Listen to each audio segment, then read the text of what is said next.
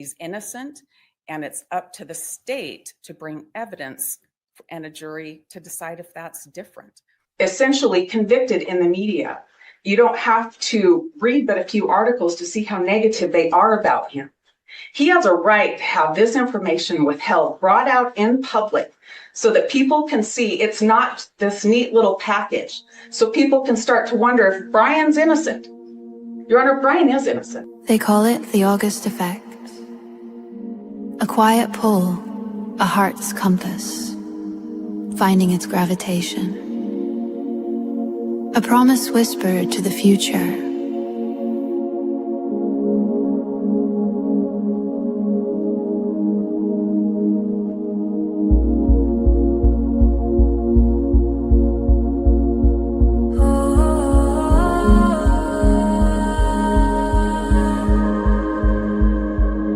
Sunrise paints the window pane a hazy gold. A story in my chest that's waiting to unfold. Used to trace the lines of maps I'd never seen. Now the greenest pasture grows from deep within. Letting go of every anchor, every chain, washing off the dust in cool September rain.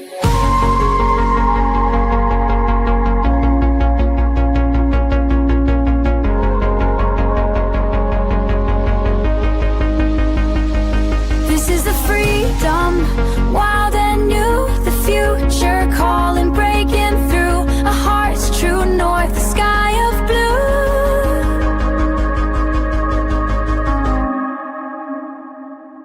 This is the promise coming true.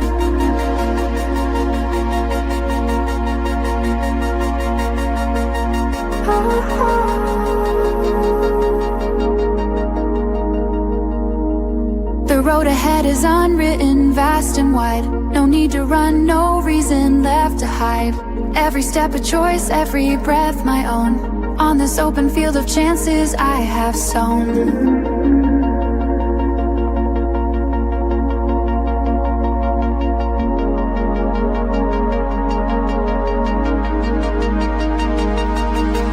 This is the freedom, wild and new. The future calling, breaking through. A heart's true north, a sky of blue. This is a prominent true.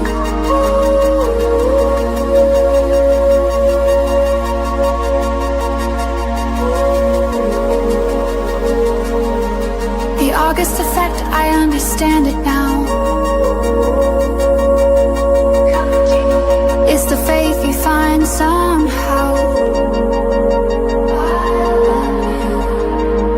The promise coming true for you. The greenest pasture.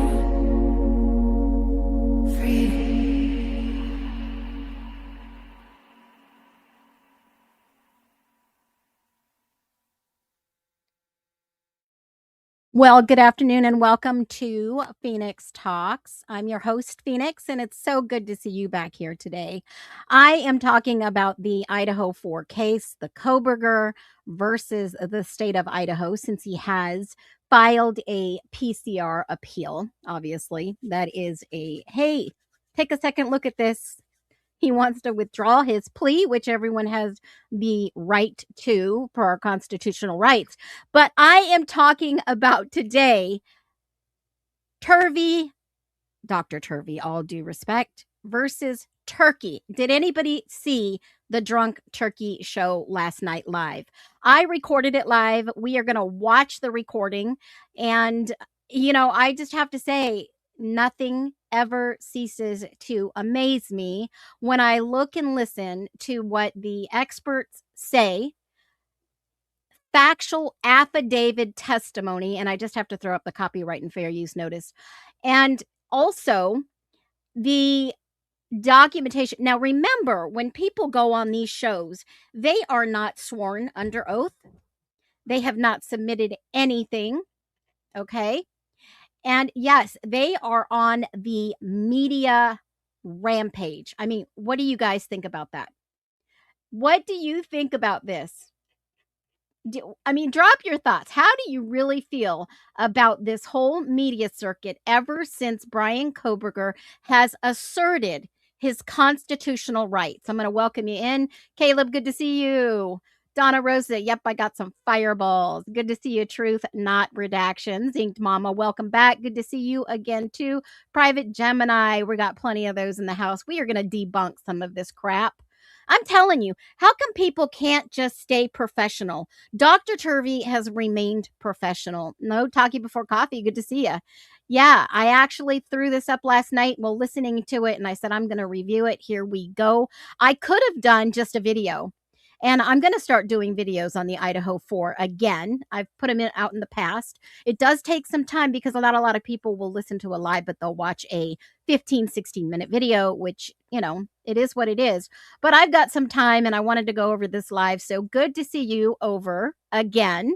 You're cutting the grass. Happy to have company doing it. Absolutely. Tune in and be amazed.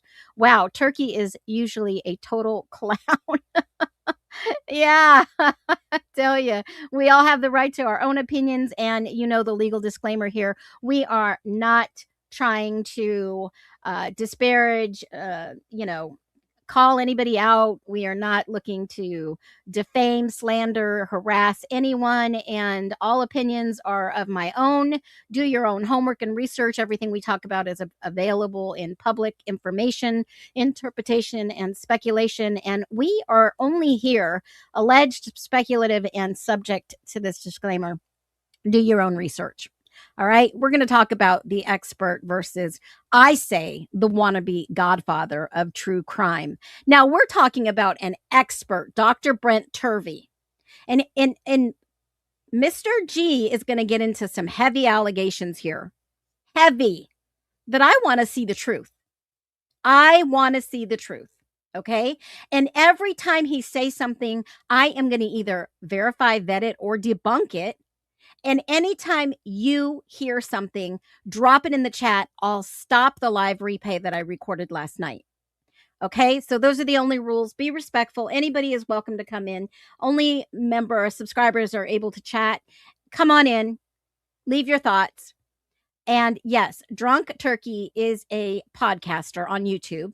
Steve has been on his show for quite some time. I don't know the relationship there. And allegedly, Drunk Turkey is a former police officer or something of that nature. And Ink Mama, I just watched part of, I didn't know she was live. You know, I really don't watch other creators unless someone sends me a clip or something that, hey, you better go over and address this. So I'm interested in seeing what I pick up that I put on my notes last night.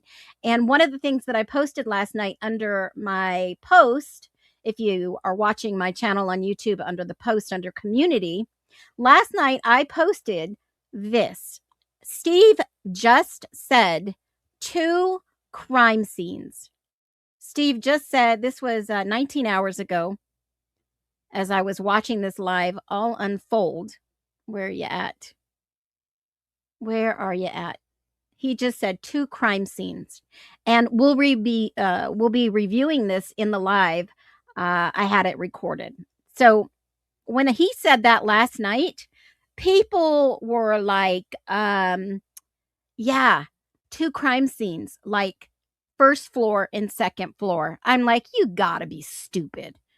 They would treat that as one complete crime scene, folks. Why is this not loading? Let me do a little refresh here. See if it'll pop up and add it here. It's thinking about it and thinking. There we go. So I posted that 19 hours ago. I watched it live. I recorded it while I was watching it, stepped away to go do some laundry and make some dinner, came back. It was still reviewing, and we're going to watch it. So do me a favor. If you watched it, drop a 1. No disrespect, just a funny name. Absolutely. A little truth was sprinkled in, many lies, says Ink Mama. Nikki Taylor, 2882, welcome in. Private Gemini, welcome back. Hey, friends. Woohoo. All right. I'm going to throw this up on the stage. We're going to Fingerprints, talk about it. If you don't have a database that it matches to, it's over. It's done. He's talking about CODIS, and I started recording it here. There might have been some intro and yada, yada, yada banter, but this is where it started to get good. Now, some of the things I don't agree with that Mr. G is saying publicly. And I don't know if they edited this, but there are some threats that I picked up in this, and I want you guys to be able to just drop it below. Ink Mama watched it. No, I haven't. And not all of it. Okay, so let's watch this. Pick up, drop whatever you pick up, and we'll stop. That's the same with IgG, with DNA. But IgG takes it a little bit further and says, unlike the fingerprint where you're in a dead end, with IgG, this person might share some of his DNA with some ancestry up here. So then you upload it and you could look and say, these are all innocent people. These 100% did not do.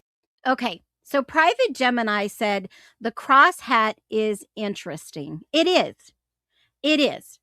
And his shirt is even more interesting than the hat, because he has something on his shirt, which we're going to talk about, which was big for me. Okay. And he is pushing a clear agendas. He is pushing an agenda. And I've always said, I wonder how close Steve G is to Doug Wilson, living area wise. And I wonder if Steve G attends church within that segment, in that community. I wonder if they have any connections. Because I'll say that Steve G does appear with Governor Little in some pictures with his daughter that got a scholarship to college. And there's some other things that I've noticed about these families.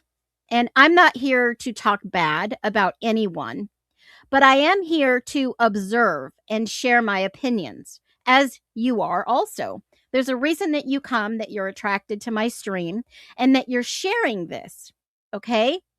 Now, I don't know if this is a political play, a religious play, but in my humble opinion, when we compare Steve G's new statements here to the original Moscow police narrative, I'm seeing massive contradictions, folks. I'll definitely point some of them out. Additional information that was withheld that maybe Steve acts like he knows, and how did he get this information and how is it vetted? And conclusions that change as better evidence becomes available. Okay? And this is the biggest pattern that I pulled out of this interview. But let's listen and let's think about the political climate of Moscow before these murders.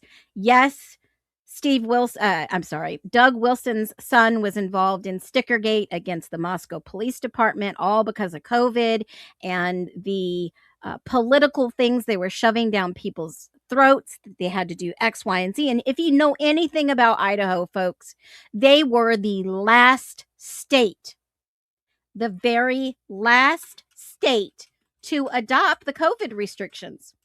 Does anybody remember this? I live there. I know. The last state. And let me just tell you a little bit about this. People were in panic. Okay? People were in panic about COVID. We're not wearing masks. We're not getting any shot. On March 25th of 2020, Governor Brad Little back then issued a stay-at-home order. It went into effect the next day. Okay? And if you think about it, a stay-at-home order wasn't put in place until April 30th by, obviously, the powers that be. Just non-essential businesses.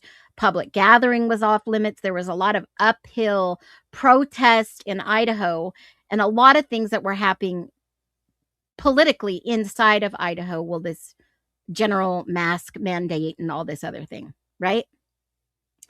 And it was kind of state by state. Idaho was the last one to put these in place. And if you go, there's a website that I can't remember. Let me see if I have it bookmarked. I think I do. Oh, yeah. He signed that legislation April 30th. Here it is. Here is the state by state mandatory April 30th. Okay. So the climate was very volatile. He signed the legislation April 20th on the vaccine and testing regulations, 2023. Last state ever. Okay. And mask regulations, he put in May 2025 that bars government bodies from ordering masks used to slow and prevent disease. They were really pushing back, really heavily pushing back. They weren't buying into the COVID stuff. And I don't know how you feel about it, and it's your respectful, humble opinion. All right, I'm not going to ever put anybody on the spot. But Idaho was very uncomfortable with this whole COVID thing. They were very outspoken, and a lot of stuff was going on at that time frame. So let's remember the time frame between political unrest, the uprising of COVID, and then all of a sudden, this horrible atrocity that takes place in 2022, late 2022. And I remember the church, yes, they did. And let me just see if I have,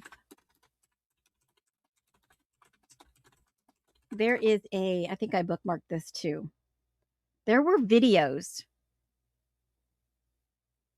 There were videos of this uprising and this unrest.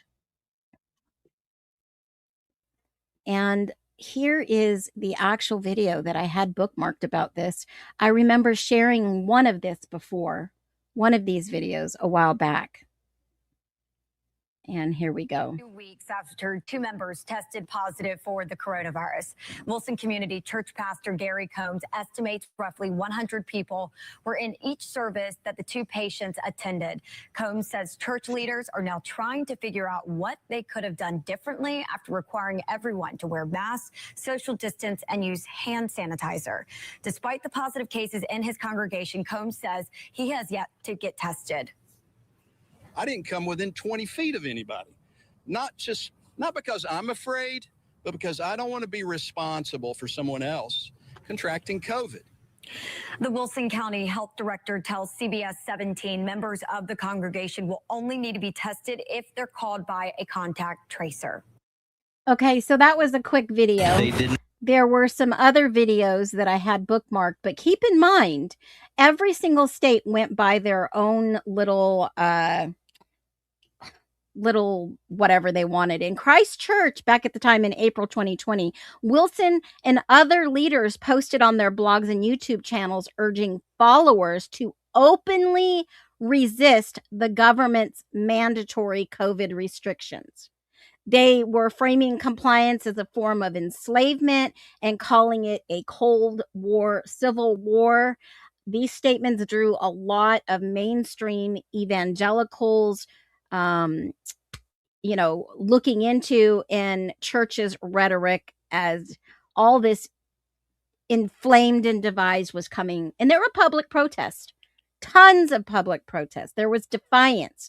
And during this October 2020, the Wilson families, members of Christ Church, they posted 3x8 Soviet Moscow stickers on light poles, street signs, in defiance of the city's pandemic era public health order. If you guys remember that, they mocked the government, right? That's exactly what they did. Stickergate. And Wilson's son sued Moscow Police Department and won a hefty judgment. So they were already in debt, okay? MPD was already suffering in debt. That city was going under financial bankruptcy. And this is what makes sense to me. When you are in the process, and let me ask you it will make sense in a minute. Let me ask you from a personal financial statement. Okay, let me ask you, if you are going broke and you know that you are heading towards a bankruptcy, what do? What do you do? Yes, there were plenty of PPP loans taken out by Moscow. A lot of businesses, a lot of questionable things happening in that area. Everybody can go and look at the PPPs and see who took out money, who owes money, who fraudulently, I mean, they're still looking at fraudulent PPPs. Nobody is immune to that, right? And you can go and search PPP loans Moscow, Idaho, and it'll come up with the website and everybody who owns PPP loans. Okay? It's all out there on the internet for everyone to see. There is transparency in these loans because it is official taxpayers' money. You can go and look at all the businesses that took out millions of dollars in loans. Moscow and Pullman Building Supply, North River Supplies, dental offices, eco-analysis, Latos Sanitation, up to $1 million, Moscow Family Medicine. You know, there is probably some legit Sunset Marts, University Inn, Best Western hotels. You can go and look at all these. And then you can go and there's a whole bunch of undisclosed. Where did all that money go? Where did all that money go? You know, I just watched a video about this girl, 17 during COVID. And yeah, the doctors, the dentists were given personal $1 million loans. Moscow, McDonald's, Hayden Ross, PLLC, Palouse Hospitality. You can go and look at all these people that were given PPP loans. And there's more out there. Okay. I watched a 17-year-old that was in school, a senior in school, and she filed that she couldn't work during COVID. She was in school and she was making $4,000 a month fraudulently, I humbly allege. What 17-year-old files PPP or unemployment while in school and couldn't work during COVID? Guys, rampant fraud all over. Do you think they want to get caught? And remember, Christchurch did have a pastor who was charged with indecency with stuff on his computer dealing with kids. Okay? Oh, there's more. So much more. There is connections with Christchurch ties and the University of Idaho. There are ties. You guys, all you have to do is Google it. You can see everything in black and white. He pleaded guilty to kitty corn, Christchurch. Okay, there was a lot of stuff going on. A lot of unrest in that area at the time. All in black and white, all public knowledge. It's all out there for you to see. You can go and look at all their affiliations. But let me help you understand something that you might not be aware of. This guy that heads Christchurch, he wants power. Now, Pete Hegseth, yes, the Department of War guru that is in charge right now, is very closely aligned with Christchurch. Is it going to be The Handmaid's Tale coming soon? I don't know. I don't have a crystal ball. I don't want one. But they are trying to become a extreme, powerful Christian nationalist nation. Okay? And that is a scary slope to be on the preface of. But now, when I say this and we see Steve G wearing this shirt for the whole world to see, he's pushing death by firing squad in Idaho. He is pushing that. Welcome into the nest. Good to see everybody. We're just here to inform and talk about this. So let's listen to a little about what Steve G is saying in this interview last night on DT. Evidence. That's why it's a tip. They're just. Hold on a minute. I don't know. Something happened. I accidentally overrided. Never asked for it. Like, we were literally texting each other, like, where are you guys at? And they'd be like, we're in this room. And we're like, well, why are we over here? And it was very, that's when we started putting things together. Like, they didn't want us to all be united. They didn't want one force, one unified message to have to deal with, because if that message wasn't what they wanted, it would look really bad for them. So they did this strategy of separating all the families.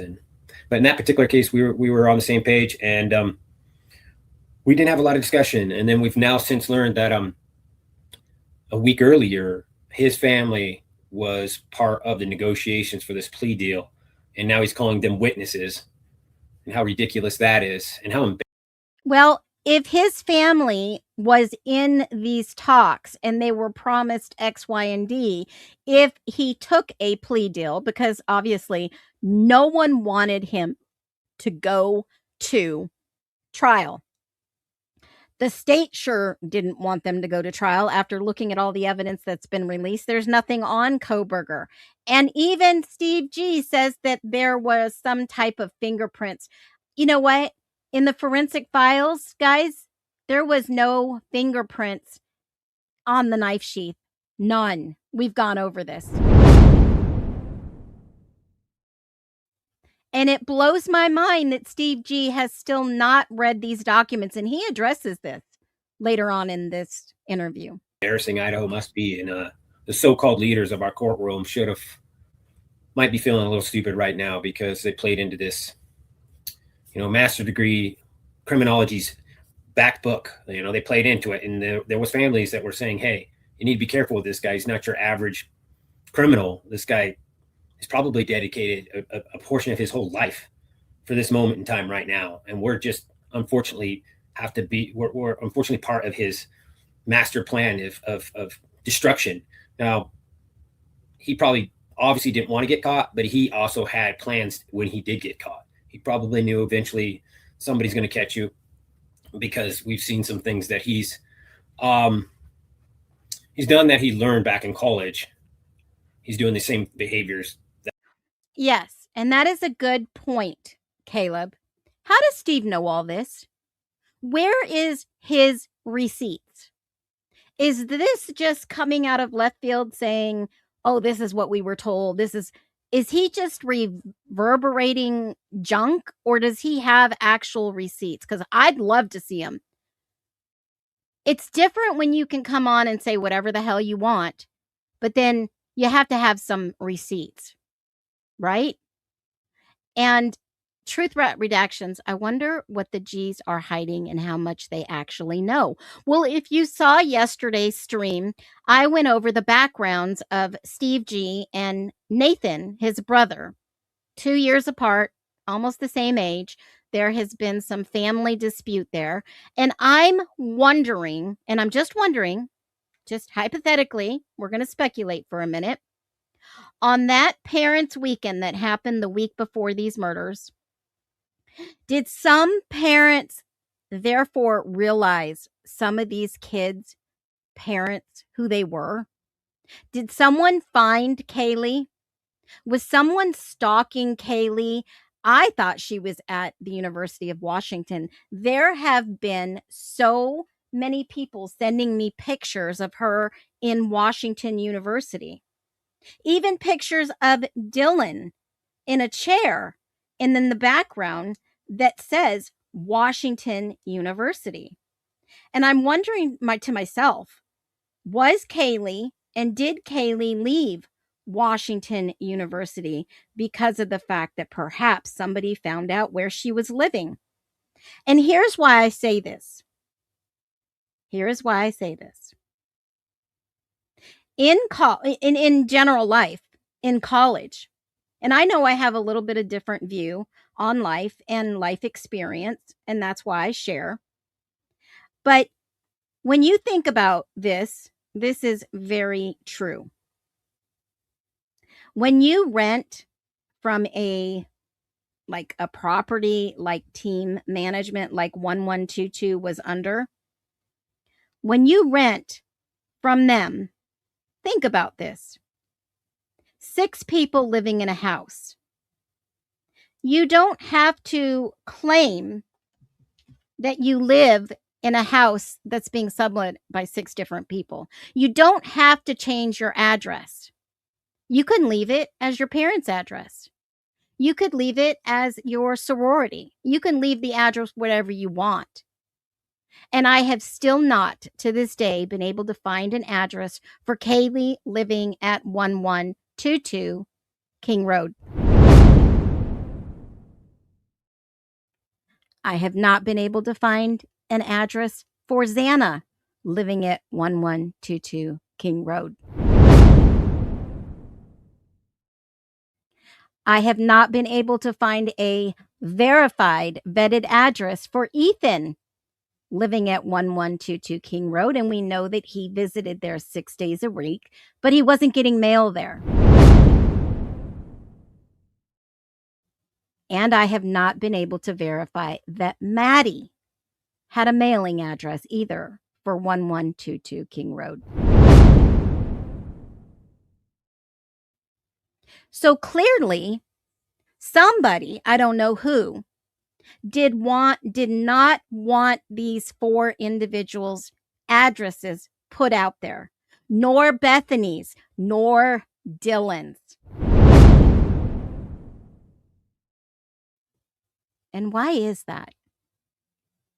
I've always said, who was the CI and how many of kids in this house were protected, and what happened the weekend of Parents' Weekend that someone found out that all these kids were meshing and living in the same address. They all move in August. The honeymoon is over by November, folks. What happened at 1122 is probably a tragedy that no government official wants you to know. In my humble opinion. And Kaylee was a clear sleuth. So the double standard for you or I that has a YouTube channel or a TikTok channel or whatever channel, and speaking from experience, knowledge, court records, etc., in this area, we're not supposed to be talking about it, but yet it was okay for Kaylee to do it. And that's what Steve G is basically calling us basement dwellers. Listen, I know what's up. That somebody else, he's following BTK. He's doing some of the exact same behaviors that man did when he was caught. So that tells me he's had this in works for a long time. And we already know that he's wrote papers and they talk about some of the things. Yes, no talkie before coffee. It was on the report that Blaker took. Blaker talked to Kaylee about the missing woman. She did give that ad as her address, but she did not give that address to the post office. It was said, and I cannot confirm because these are private records that they may never release, that there was no emergency contact for Maddie or Kaylee at the university. I wish we can confirm that. Let's listen to the rest of this. That he did in real life, like opening the door and not reopening the door, ever close the door. And he was trying to pretend like it's from the perspective of a police officer not trying to contaminate a crime scene. But you can flip that on its head and also put yourself in his position. How do I go in there as the murderer and not leave any evidence behind? Yeah, no, I could, based on the information that was coming out and the evidence and hearing. So they're saying that Brian Koberger, and I'm paraphrasing, that he is a Superman, ninja, Houdini, and he is so intelligently smart. He levitated through the house. Okay? And he's saying that all because of his studies, this has made him a super genius AI expert. That's what I'm saying. And that he did this crime without nobody even paying attention. Some things, it sounded very much like they were prepared for a person that was very prepared, or at least they were they knew that the person that committed this crime was very prepared for it. And this by no means, guys, was a perfect murder.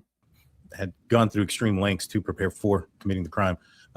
And has it changed? I know the plea happened.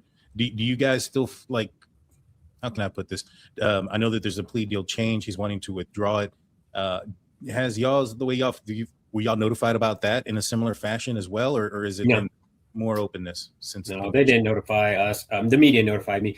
I've got a pretty decent relationship with, if you can help my family, then I will work with you and I will be respectful. I'll do an interview. I'll do anything I can to stay informed.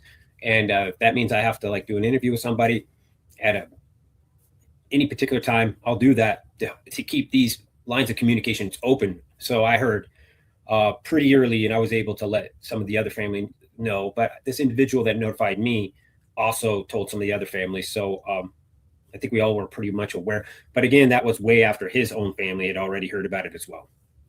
That's wild. That's wild. It's more like they're pandering or towards him and his family than the victims. And I find that to be insane. You know, not saying that it will, but if it does come down to a situation where he does go to trial again, do you know, is it going to be Bill Thompson again? Did he retire? Do you know any of those things? Thompson was reelected in 24. He tried to retire beforehand. I personally believe he knew that Ashley wasn't ready for a case like this, so he stayed around one more term. I think it might be a 6-year term. I don't know for sure, but I know he's not going to do this is his last term, is at least what he said in the past. If something's changed between now and then, I doubt it, because I mean, the man is like 73, 74 years old. He's into music. He deserves a retirement. He should go and do that. So I don't think he would be a part of it. I don't think so. Gotcha. And if it were to change, how would that make you feel? Are you embracing change? Would you prefer it to be different? Well, I was afraid that we would be dealing with this a year from now or 2 years. I told the courtroom and anyone that was willing to listen, don't make the families have to defend this case for the rest of our lives. You guys have one moment in time, sit down. Yeah, there was never a trial. This is not another trial. And this isn't his first rodeo. I mean, let me just ask you, chat, if you were here yesterday in the live and I gave you the background on Steve and his brother, were you shocked at any point? This guy wants to be the godfather of true crime, people. This is not, in my opinion, the face nor the attitude of someone with truth in true crime to be the poster child, the poster godfather, whatever you want to call it. Okay? And it does. It sounds political. He's trying to raise money for other families that have found no justice in DNA, something he knows nothing about. Now, how do you guys feel about his background now that you know? Would you ever donate to a known thief? Honestly, would you ever donate to a foundation, nonprofit foundation that looks like, in my opinion, some sketchy stuff might be going on, because they are looking for someone like Elon with a bunch of money to donate to this organization? Now, I'm not trying to say it's not a worthy cause. It's not. That's not what I'm trying to say. Okay? But would I personally donate? No. Absolutely not. I've showed you the business records where Olivia's name has officially changed as a director or whatever in the business, and I can show you that again. But go back and watch the videos. Watch the lives. We have educated from day to day to day about the background of these people that want to be the true crime face, which is really odd to me, because Steve G marries a true crime herself, Olivia, Chronicles of Olivia. Now that this person is Steve G's daughter-in-law, which is really odd. Kaylee was into sleuthing. Now his new daughter-in-law is into sleuthing. And now he wants to be the godfather of true crime. Isn't that just odd? I think it's odd. And now it's alleged that Olivia is getting divorced and there's some type of love interest or friendship with the family with Brian Enton, a crime guy. Isn't that just a little odd, folks? Isn't that creating a certain family that you want? I just think that's really odd. And that's just public fact. Okay?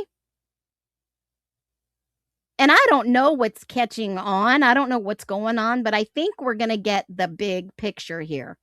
Was Brian Koberger investigating the G families? Was he? And all of a sudden, his son goes in to be a tax expert. Godfather of true crime or Uncle Rico. I don't know. This is really odd, in my humble opinion. All alleged. Do your homework. With this guy, get some concessions. Unlike Turvey, who thinks you can force somebody to allocate, you can't in Idaho. It's ridiculous that he doesn't even know Idaho state law. But you can't force that, even though he said that. You can only get concessions. You can go sit down, turn on the recorder, have Ann sit next to him and say, you are willing to give this information up because you understand that this is going to be used against you, and then have him lay it out. And he could have, there's strategies. You don't want to just get him to confess. You want him to confess to multiple things. Like, now, you know that we negate rumors. We're trying to debunk them. Okay? And that's just observation. Great girl, that's just observation. Well, I mean, she literally had no top on covering the middle of her chest. And men are attracted to those things. I'd hate to see, honestly, I would hate to see any porn that was searched on Steve G's computer, or Drunk Turkey, or Brian Enton, or Olivia, or anyone for that fact. I don't search for that shit, so, I mean, go right ahead. Come on and check out my computers. But what was so bad that was on BK's phone that they continue to talk about and say he was a pedophile and all this other stuff? I've never seen anything like this before. Ever. And yeah, what's on Kaylee's phone for them to have return the rest and keep hers? I think Kaylee was the CI and they can't let them have that information. He's in IT. He can figure out how to recover some of that stuff. They're never going to give him that. And if they do, it's probably going to have to be under order. did you not break into the home? Because right now he's challenging he didn't murder them. But if you would have, if Thompson would have done his job like we were begging him to, because we had Shannon, who's a much better a lawyer than Thompson ever could have been, he was like, hey, he may challenge this confession, but he can't challenge both at the same time. So get him to say a separate plea that he did the burglary, and then get him to say the murder as separate offenses. So then you have multiple problems for him if he goes down the road of this. You know, I'm going to go and I'm going to challenge what I said. I'm going to say I had ineffective counsel. So there's strategies that have been done throughout our states, all 50 of them put together. There's a lot of strategies that's out. There's a lot of strategy with 50 states. This sounds more like a politician play. This sounds more like a strategy for our country rather than, hey, my daughter was murdered and I'm getting involved in X, Y, and Z. You know, his shirt is another thing we'll get into. Somebody else mentioned it. But let me ask you a question, Nest. All you fabulous nesters, you're so smart here. We notice things that other people don't notice. Let me ask you a question. Do you think, this is your own opinions, do you think that Steve has a different agenda here than he's really pushing? And what is it? Do you trust someone like this? And here's another question. Speaking of trust, I don't put my trust blindly in anyone. Okay? But do you think Judge Stephen Hippler trusted Steve G with anything he was saying? Stephen Hippler, Judge Hippler, with all due respect, didn't want to hear anything from Steve G's mouth. Do you think that Judge Hippler knew Steve G's background? Do you think that that put some pressure in the courtroom?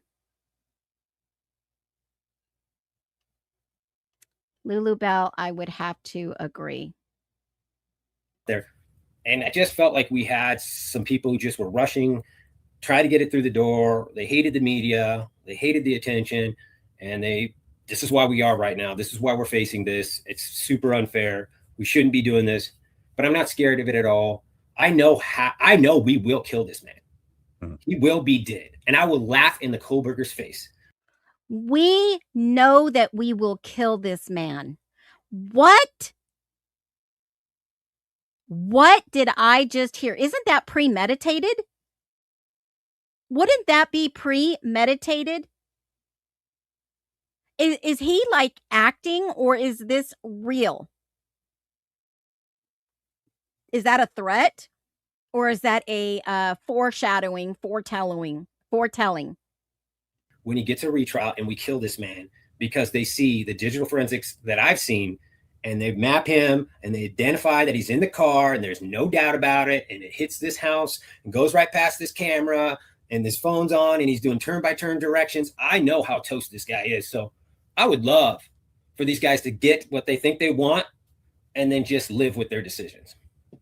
Well, it's one of the things that I've said a lot about this, about Brian Koberger's defense team. It just seemed like everything that he's asked for hasn't really worked out in his favor. Whether that was changing of the judge, locations, waiving the speedy trial, all those things. I think that it would have worked much better in his benefit had he gone to trial in Moscow much quicker. But everything that he has asked for has worked out negatively for him. And I think this one would as well. I for one, is also not afraid that if he were to get a new trial, I think it would result, in him getting the death. Does he not realize communicating a threat over the airways, the FTCC, he could be investigated? Does he not understand that?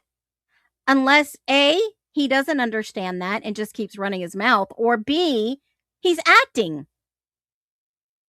What are the options? A, he's communicating a threat, or B, he's acting. Drop your A or B. A, communicating a threat, or B, acting.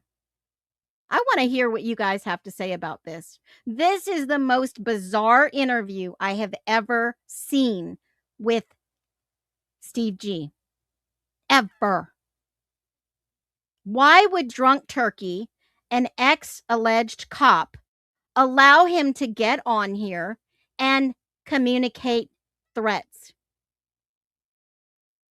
What is going on in our world that you see someone that has been put in his own voice out there?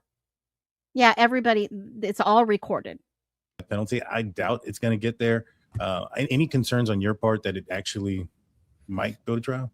The highest I've ever heard an expert tell me is 3%. 3%. Yeah. And that's actually done with some kind of legal AI that goes through all the cases. Some argue a mass murderer has never been able to. Yes, and I have seen him communicate threats before.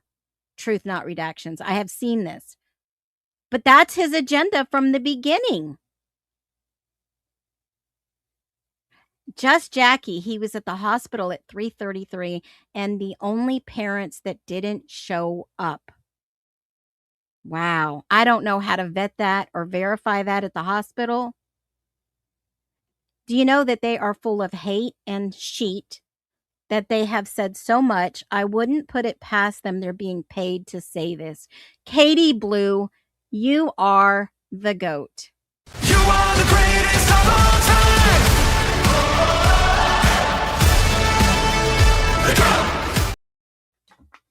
So you have been added to the $50 monthly gift card that we do a drawing at the end of the month for, because of your fantastic comment. And you would think that it would be shut down. I would be like, look, you can't say this on my show. I'm sorry, I can't have you if you're communicating or making threats. I really do believe that, why would they not keep this clean? Why? Use this strategy, but there's some cases that are pending right now So it's kind of hard to say. Mhm. So the average is 1%, but I've heard it's 3%. So I'll say 2% a chance that this. I think the cross on his hat is either blatantly anti-Christian or pushing that church foundation background that is the movement. And that may align with Doug Wilson. I'm just saying in general, that's what I'm thinking. That's what I feel. That's what I allege, because it doesn't make sense. This is not the talk and walk of a Christian. Him saying that BK did this, he needs to be put to death and yada, yada, yada, does not align with what the state has said. ISP, MPD, forensic sciences, there's more in this story that's involved, and people are not asking the right questions. This strategy works. And I hope I'm wrong on that, just because I don't want to put the other families through that, even though it's something that I would love to see. I'm built for war. I'm built for this type of stuff. I think we need leaders in our courtroom, and we don't have any anymore. 90% of our cases are settled out of our courtrooms. And it's hard because you make one little mistake and the people feel that you throw the whole baby out with the bathwater. Now, humans are not perfect. Don't get me wrong. I'm not saying other people are perfect. We are all sinful. But to go out and do this in social media, is it just entertainment? Is this whole case just entertainment? We have to find the logical side to this. Okay? We have to understand why somebody would be doing this. Is this for political gain? Is this for some agenda they have in place for Idaho? Is he a figurehead of change for Idaho? Is this true? Right? Is this a facade? Absolutely. You just took the words out of my mouth. Is this a facade? You are the greatest of all time.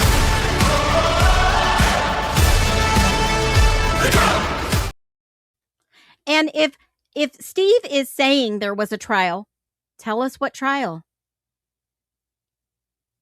What is he talking about? He comes from a crime family. Others would say different. You have to do your research. You have to know who these people are. What is this agenda? And that's a hard argument. So we basically forced our country into a situation where we're going to get 90% of our major violent crimes being settled without our input. And I think that's What is he? Wow, put Idaho on the map. You just did it again. I was about to say this. You are the greatest of all time.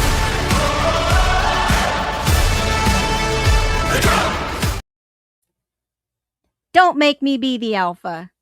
Let's put Idaho on the map. It's time to use the IT. We know about digital X, Y, and Z. Oh, and don't get me started on that, because that is a clip I'm definitely going to share. I was going to ask everyone, we watched this the other day, but I started thinking about this clip again. And for just one moment, I thought I already had it teed up and ready to go. She starts saying all this stuff and then boo-hoo. And, you know, she reminded me, I don't know why it's not loading, but I have this clip all ready to go. She was boo-hooing and saying all kinds of crap.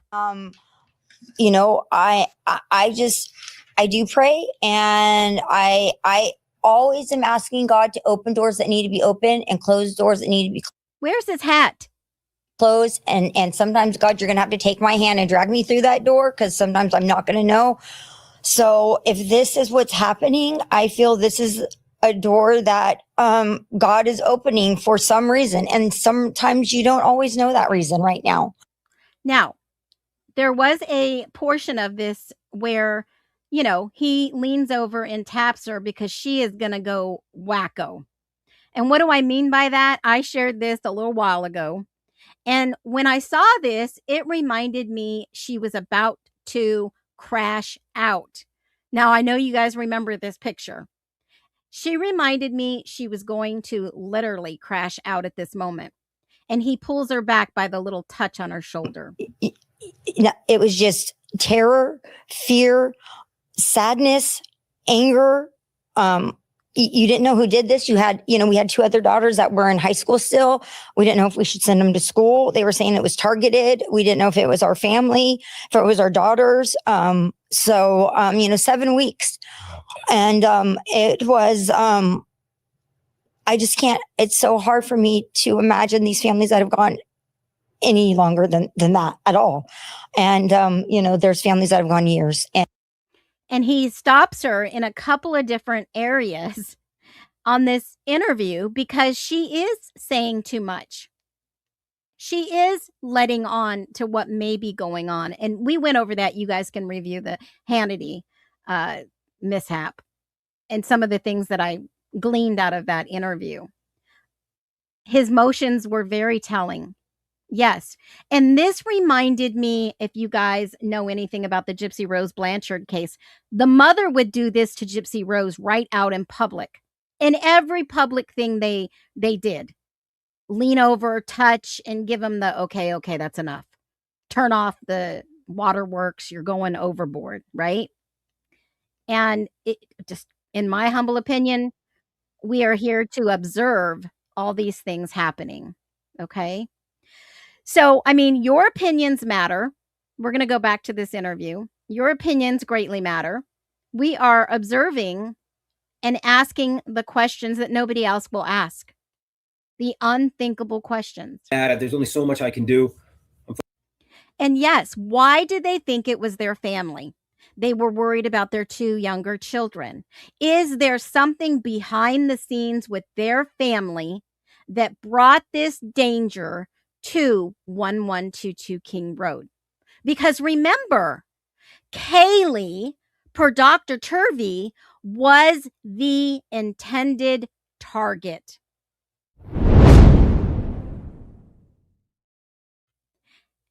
And that is exactly who Steve G has beef with now. Because they've tried to change and shift the narrative on the fly in real time that it was Maddie now. And Cy Ray has come out and say, no, Maddie and him crossed paths somewhere. And then the next day, the interview came out with the wacko Quality Inn girl that remembers something about Maddie. It's scripted narratives, in my humble opinion. Focused on this case. I'm focused on other cases that we're going to be involved in with our charity work. So I'm a passionate kind of person, but you got to know get in where you fit in, right? I don't fit in all those different avenues. I'm going to let the courts be the courts, and I'm just going to be one of those dads that is the worst victim that you could ever ask for. Yeah, and that's all you can do. You're your daughter's advocate and the one that speaks the loudest for her, and so you got to do what you got to do. And if it does go down that direction, I'll be in your corner backing you up, my man. And so with what Brian Koberger is saying, I think he's kind of bringing in what was his name, Brent Turvey, I think is the defense expert. He's using a lot of what he has put out there in his book called. Okay, before we get into all the Brent Turvey stuff, Dr. Brent Turvey is an expert. But your question, beautifully broken woman, is the fireball today. You are the greatest of all time.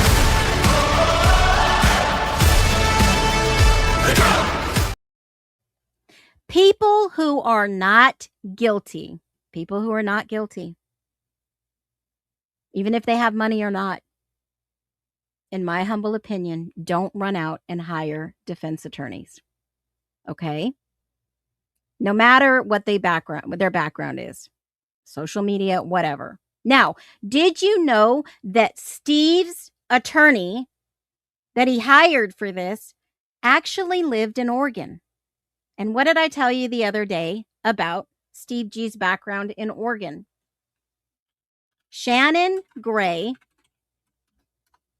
where did he start his practice? Oregon. Okay? Shannon Gray in Oregon. Okay? There is so much more. I'm just giving you little tiny tidbits of information here, folks. There's no secret. There's absolutely no secret. It is all 100% on social media. He was a criminal defense attorney in Beaverton, Oregon. All public knowledge. And let me see if this says the day. Bonners Ferry, Lake Oswego, Oregon. But there was obviously a listing for Beaver Creek too. July of 2006. Did they know each other? Probably not. I don't know. I don't know even how long has he been practicing? I mean, we can go on a live dig together, but he's a DUI and criminal defense attorney. Shannon Gray, Shanon, the male version. Okay. And he current practice is felony property and ballot. Was he a cop before this, Shannon Gray? Does anybody know? I've heard this rumor, and let's see if it's true. Shannon Gray, Oregon police officer. I don't know. Let's just see if this is true. I've heard this before. I just want to see if anything is true. If we can vet this rumor. We can debunk it. Let me see. Let me see if I can go to Oregon State Police. Shannon Gray. There's a National Police Officers Index online. Shannon Gray is 56. In 2002, let me see if this is him. He became an attorney in 2006. In 2003, for the city of Eugene, there is a Shannon Gray, and doesn't say he worked for the city of Eugene. I would probably say more than likely it may be true. More than likely it may be true. All right. That's just from public data that I see. And if that's the case, he was a police officer alleged, and he goes into criminal defense, which makes sense. Shannon Gray has experience in law enforcement. Here we go. All right, here we go. Experienced criminal defense attorney that has worked with the prosecutor's office and knows prosecution approach and aspects of criminal law. He has experience in law enforcement and in the Oregon District Attorney's Office. And has an outstanding record as a criminal defense attorney. So why would somebody whose daughter just is murdered immediately goes out and hires a defense attorney? What? I wonder if that was possibly his brother's attorney. I don't know. And are you talking about the last case that he's in prison for? Let me just see. I thought he had a public defender. Nathan Goncalves. That is a great question. And I just have to throw this up there. Was he a defense attorney? Who was it that asked that? Hold on. Who asked this first? Let me just see. I'm going to give you the good. You are the greatest of all time. The drum. Okay, wow, Phoenix. Kaylee was made to be a CI and was going in with her family. That's why they treated her the way she did. Absolutely. I've always said it was Kaylee. If you go back into the early TikTok days before I came over to YouTube, I was live with Bertie. I was talking about this case before Bertie showed up. And Bertie showed up and he saw my stream and he said, have you ever thought about going on someone's stream? And I said, you know what? I'll come on, but I'm not going to show my face and I'm not ready to talk about what I know. But I did a lot of deep research prior to going on his stream. And I said, you cannot go on a stream and discount documents. You cannot go on a stream and not listen to any of the evidence in court. There is something going on behind the scenes that this is all a farce. It's a front. Okay. So I don't know who. Let me go to the associate attorney. He tried to get the Washington State conviction overturned on appeal. I think it was denied. Let me just take a look at this. Nathan was convicted.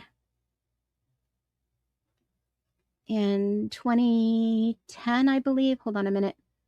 Washington, he met with a confidential informant to control a controlled purchase of meth.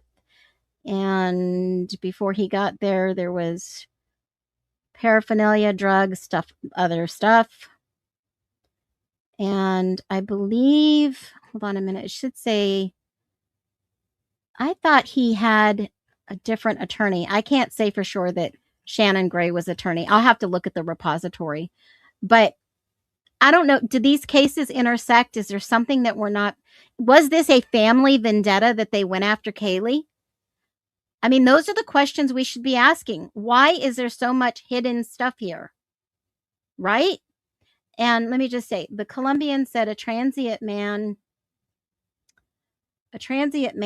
is charged in the death of a Carson. He was charged with murder. Hold on, I can't get into that. It's locked. Let me see what else it says. No, Nathan was, hold on. Nathan was represented by,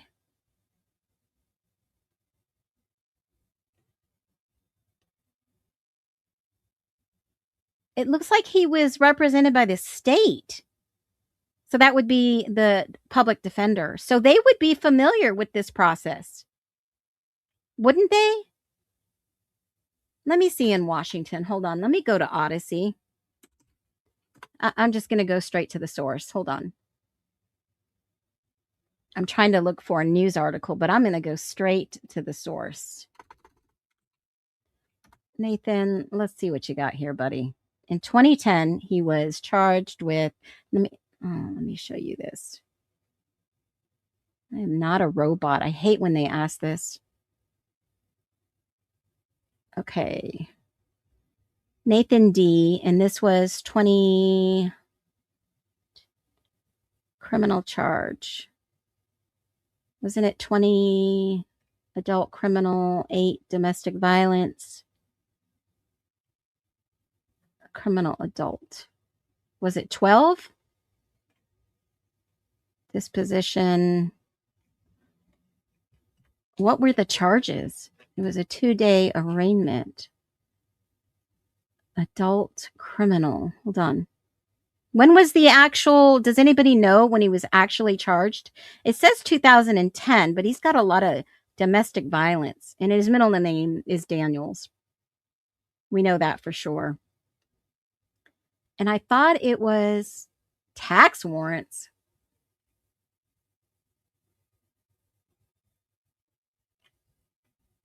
Wow, interesting.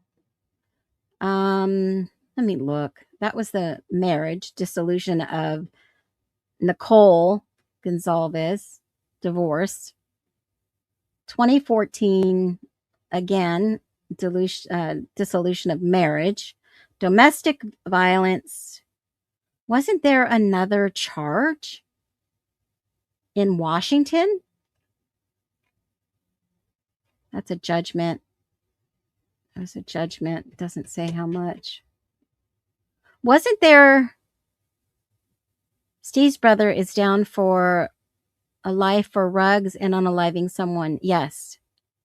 Kaylee was into true crime. The one who her brother is married to. Yes. Yes, she was a true crime too. Yes, I remember that. So refreshing to find you. I remember Phoenix back in the day. Yeah. Oh my gosh. Okay, so listen. When 2021, if anyone would know, you would know. But why is it not in the repository? I mean, there's all kinds of articles. Nathan D. Call this. 2010 in the repository. It shows 2010.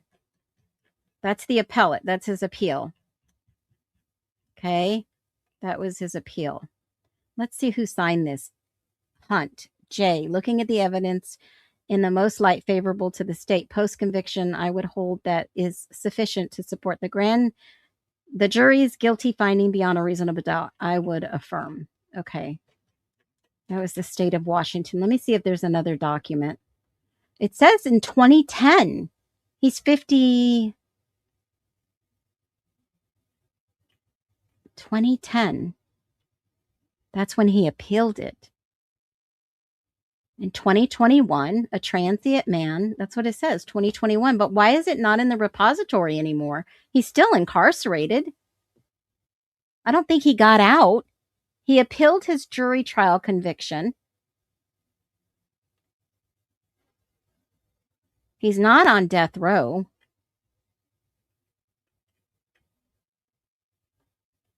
Where is, that was in 2014. He was 45 at the time. Let's read this. He was 45 at the time, 2021. A man facing second-degree murder stemming from the assault of a Carson man in Sacamania County. Oh, Sacamania County Sheriff's Office. He was arrested on suspicion of first-degree assault. He must have pled. He must have pled, but it's not in the repository. 2 days later, they called 911. Whoa, look at that. A delay in 911 call? What the frick? Came to this home, and the guy died in the hospital the next day. A delayed 911 call 2 days later. Wow. Why did the kid's son call 2 days later that said Nathan showed up and beat my dad up? What the hell? Yeah, there it is. You're right, 2021. But it's not in the repository when I look his brother up. We looked at this yesterday. It's not there. It's not there. Unless it's listed a different way.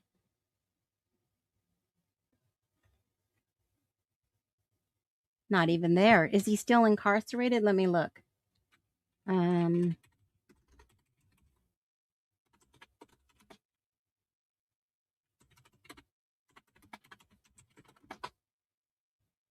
Incarcerated search. Let me do this. First name.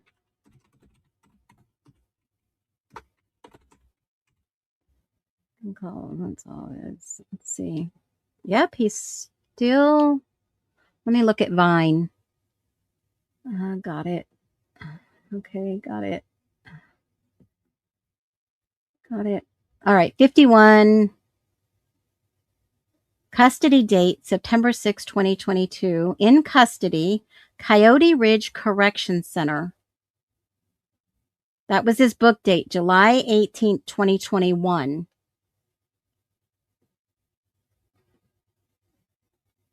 Unknown Nate, aliases.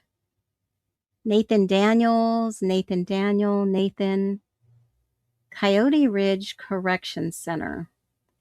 Boy, he got the easy end of the deal. I wonder what he gave him. Let's look at this real quick.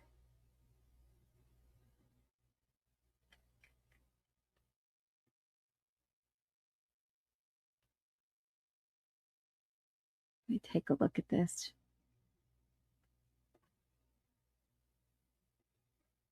Minimum, medium, and long term. 2,687 incarcerated. And it says on his record, it says, what did it, incarcerated at Coyote Ridge, but it had a number on the end. So let me see what it says.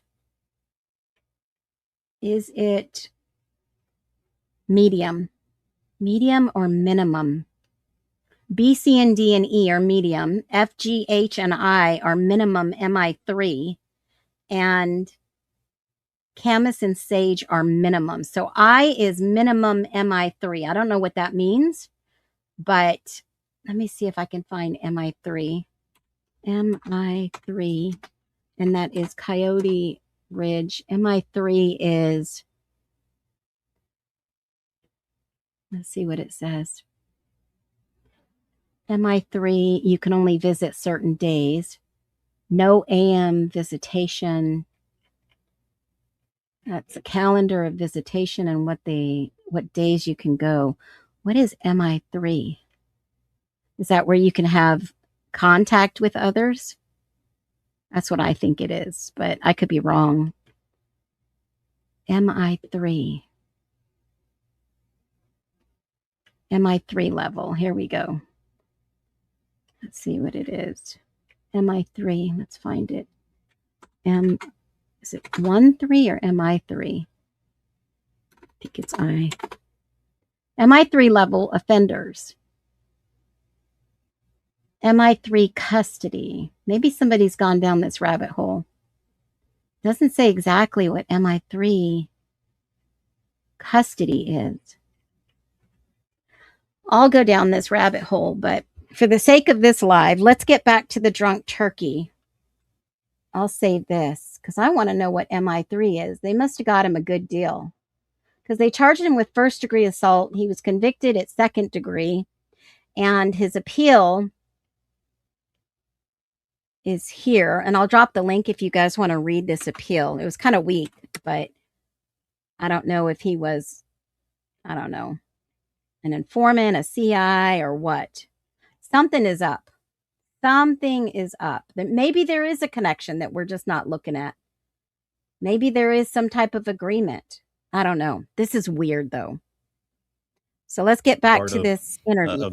And this is where he goes in to talk about Dr. Expert Turvey. The evidence that he's trying to utilize to get a new trial. I've read some of it. Some of it had something to do with hair and Ethan's hand. When I went through the documents, it said it was his own hair. So I'm not seeing anything there that there's a leg to stand on. But from what I understand, Turvey's also kind of maybe taking some shots at you guys. How do you feel about him? And anything you want to say? When you say Turvey, I think the forensic gigolo. That's what I think. The guy who takes money to make your crime scene whatever you want it to be. Wait a minute. That's not cool. That's not cool in my book. If Dr. Turvey is legitimately telling the truth and has signed sworn affidavits to the court, would anybody put their career on the table for risk? No, Steve. Have you signed any affidavits? Have you put your career on the line? Have you put your butt on the line to be found maybe committing perjury? I don't think so. I don't think an expert would do that. And if this expert is corrupt, where's the proof? Right? I'm all about receipts. Now, if you don't know what Steve is talking about, he's talking about Dr. Turvey's interview with Donna on True Crime Justice. Now, Donna is a defense attorney. Does anybody remember seeing that? I did an interview just the other day. I did an overview about the interview with Dr. Turvey and Donna in regards to the Brian Koberger case because of the PCR. And Dr. Turvey basically says, this was like one day ago, right? I think maybe 1 day ago. I think 2 days ago. I can't remember. It was just not too long ago. And Dr. Turvey went on, an interview with her.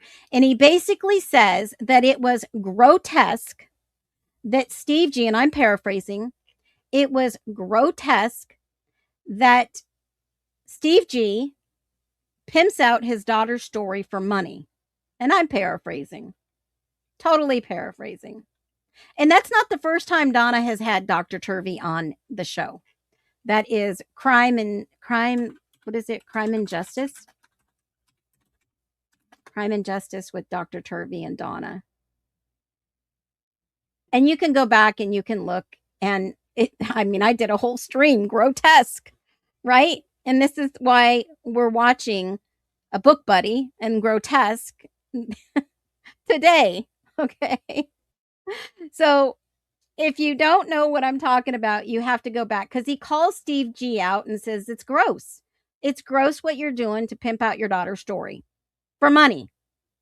Now, we don't know if he's made any money, and hopefully Dr. Turvey knows or has some type of proof, because if Dr. Turvey just disparaged, defamed, slandered Steve G, then that's a little legal issues, right?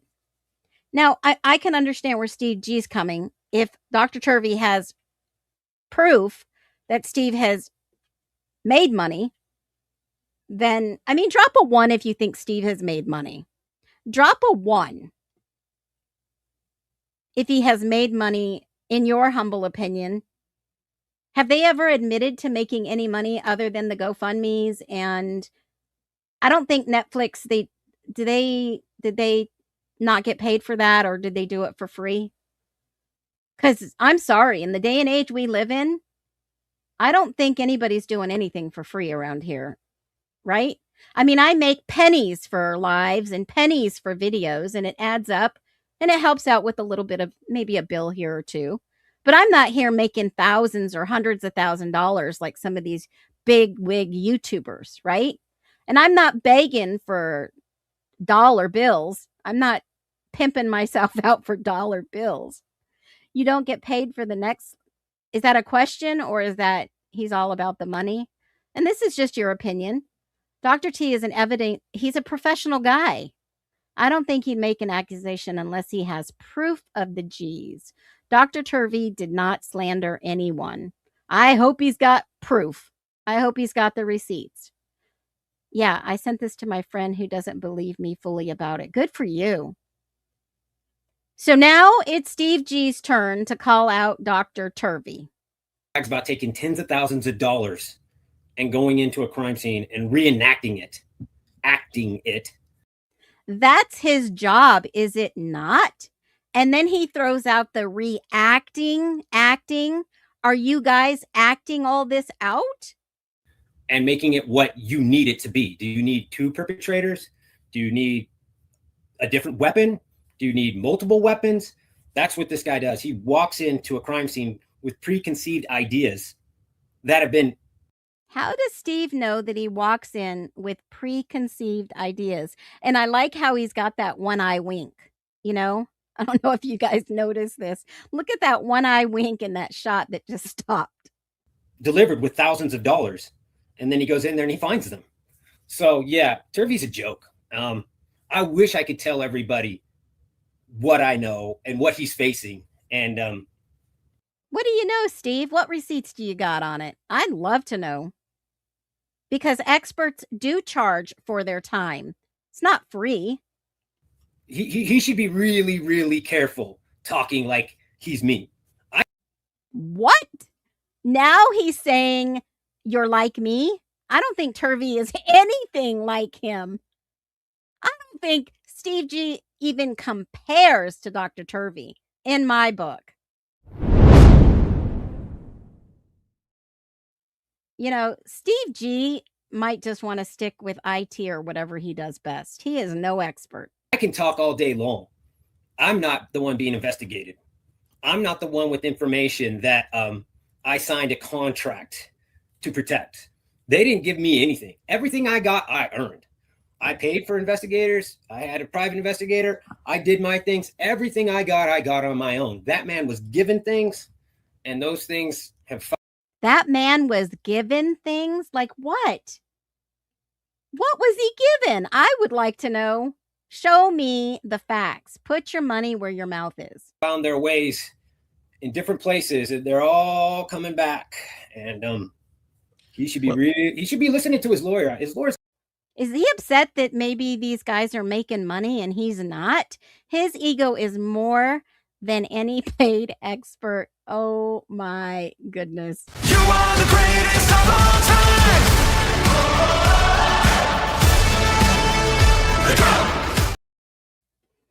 Oh, I believe that Steve has signed a contract. But with who? Yeah, where are those receipts? I need to see hanging from his mouth. Let's see. Got to be telling him, you probably shouldn't be doing interviews anymore. Well, one of the weird things is, and one of the things that has come up is the Dateline, you know, who leaked all the information. And I think a lot of people were looking in one direction, whether it was the prosecution or somebody, you know, related to one of the victims, a family member or such. But then you hear what Turvey is saying and some of the claims that he's putting out there, I find odd and interesting because there's some things that he shouldn't know. I mean, you know, you have the person that creates or the recreates the crime scene, and then you have the digital aspect of it, and sometimes those worlds don't intercept. However, he seems to have information that's outside of his expertise, so to speak. In fact, even Ann Taylor has said that he's speaking out of his expertise. I don't know, are you catching the dot that I'm connecting here of potential where this leak might be coming from? I'll further it. So why does a crime scene expert have letters that BK wrote to his dog? How do you correlate a crime scene with letters to a dog at his house back in Pennsylvania? So yeah, you're onto something, and everybody's onto something, and everybody's reverse engineering back to this individual. Time is limited. There's an investigation going on. I was contacted today. I'm going to tell you that man's high on a list. I'm not on that list. I can sit here and smile my ass off. Okay, what list is he talking about? What list? That man is looking at sanctions. He's looking at never, ever entering a court again. Or he can. I've asked these questions. He can, but they can also bring up what has happened to this court order and how a violation could have occurred. And if he's actually the one that they go after, that'll be used ever all throughout his career. He'll never recover from it. So I hope him and his book buddy make enough.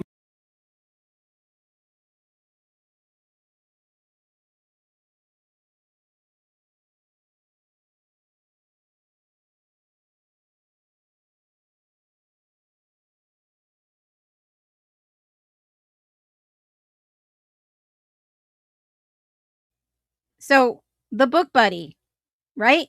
Grotesque versus the book buddy. Now we know from logic, when you write a book, there's many sources. But how does Steve G know this? He's just said the book buddy. After Turvey spoke, it was obvious that Steve G would bite back. They try to resist the narrative. Yep. Or reset it. And this time chose a Gilter armchair detective channel with a lot of followers. Wait a minute. How many followers does the drunk hold on. Doesn't he usually do like UFOs and stuff like that? I've heard. He's got 58,000 subscribers.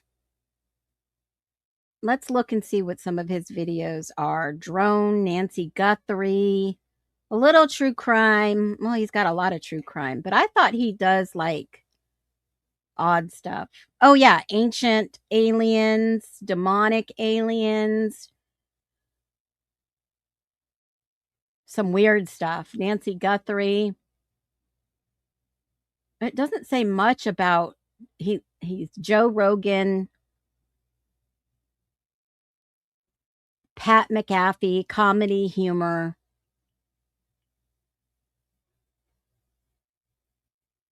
Interesting.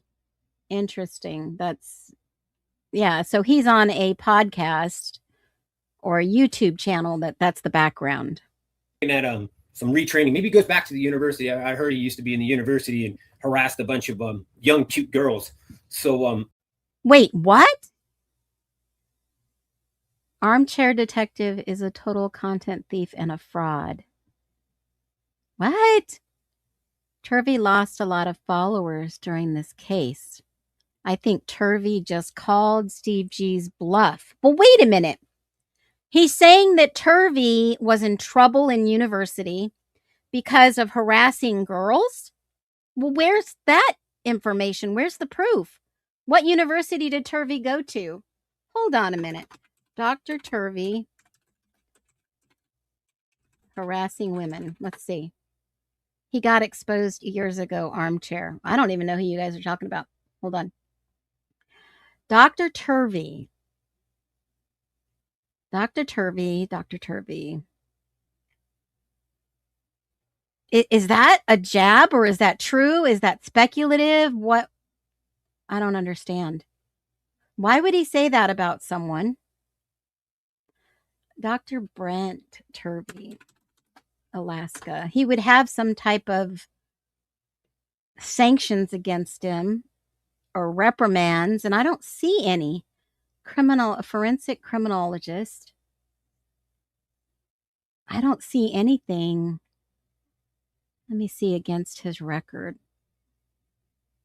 Forensic. I don't see anybody with that name in any of those databases. Kind of like University of Idaho murders. No. Brent Turvey exposed. Let's see what this says. Dr. Brent Turvey. Let me see what this says about it. Deputy prosecutors. Practical homicide. It appears that Mr. Turvey is committed.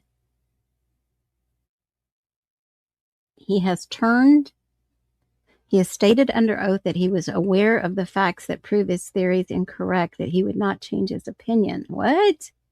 This was in 1999. I suspect Brent Turvey. This was in 1999. What was this about?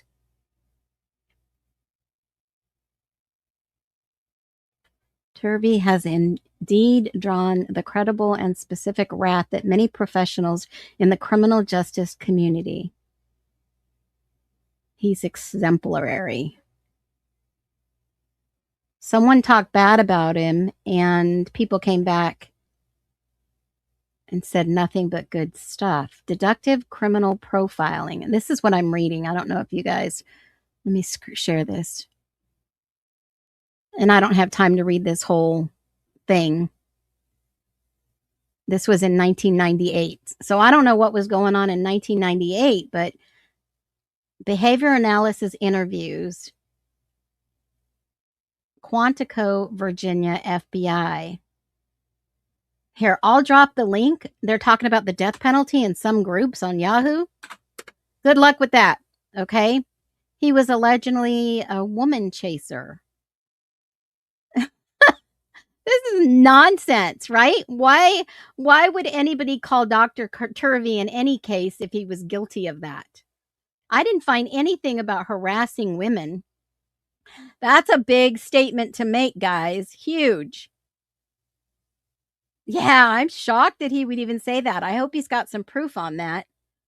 He should go back there. Maybe that's why he really feels aligned with BK. Like, Yeah, they've no, had this thing where girls complained about him. He aligns with I must have missed this portion when I was making dinner last night. Back when he was in the university, kind of drove him out of there and got him into the courtroom. He might feel very like similar to what BK went through. Yeah. Another person that identifies with him. It's insane.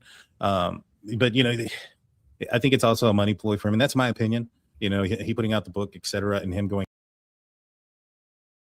Okay, Dina, this is a great question and a great opportunity to help educate. Her question is, Phoenix, I want to know how I can get an investigator. How can an investigator get a hold of court documents that are sealed? You can't. But an officer of the court, that would be an attorney involved in a case, or a judge, or any of the court staff, are bound to ethical practices to not share those records with anyone. So if something is leaked that's sealed, there needs to be an investigation of unethical practices. Okay, that's my opinion. I'm no expert, but I've been through this. And that's a great question. You can't. Remember when I called, and I have the recording in my phone somewhere, I called about the alleged PCR at the time, and she told me that is sealed with the Idaho Statesman. Someone put those records out there. I don't know who it was, but they had to have had access to them. Some girl named Sarah. Does anybody remember that not too long ago? Yeah, wild. After yourself and your family, I think he's pandering towards a certain group of individuals that feel a certain way about Brian Koberger. In fact, I saw some weird, articles about these love-struck women and men sending him videos and. Now you know I'm gonna stop. DT, odd initials. You don't know what you're talking about. You see an article and you believe it. I don't think he's ever watched my channel. I don't think he knows who I am. But he knows for a fact I'm in that article, and they associated me with something that is not true. I don't think people should speak on something they know nothing about. Now, I know the reason why he brought this up. I know the reason. There's no ammunition formed against me that will work here. And I'm going to keep speaking on this case. Pictures of themselves and things of that nature. It's insane. I have never, ever showed anyone my bust in my entire life. I am very conservatively dressed all the time. I will never show you my tatas. They are none of your business except for my husband's.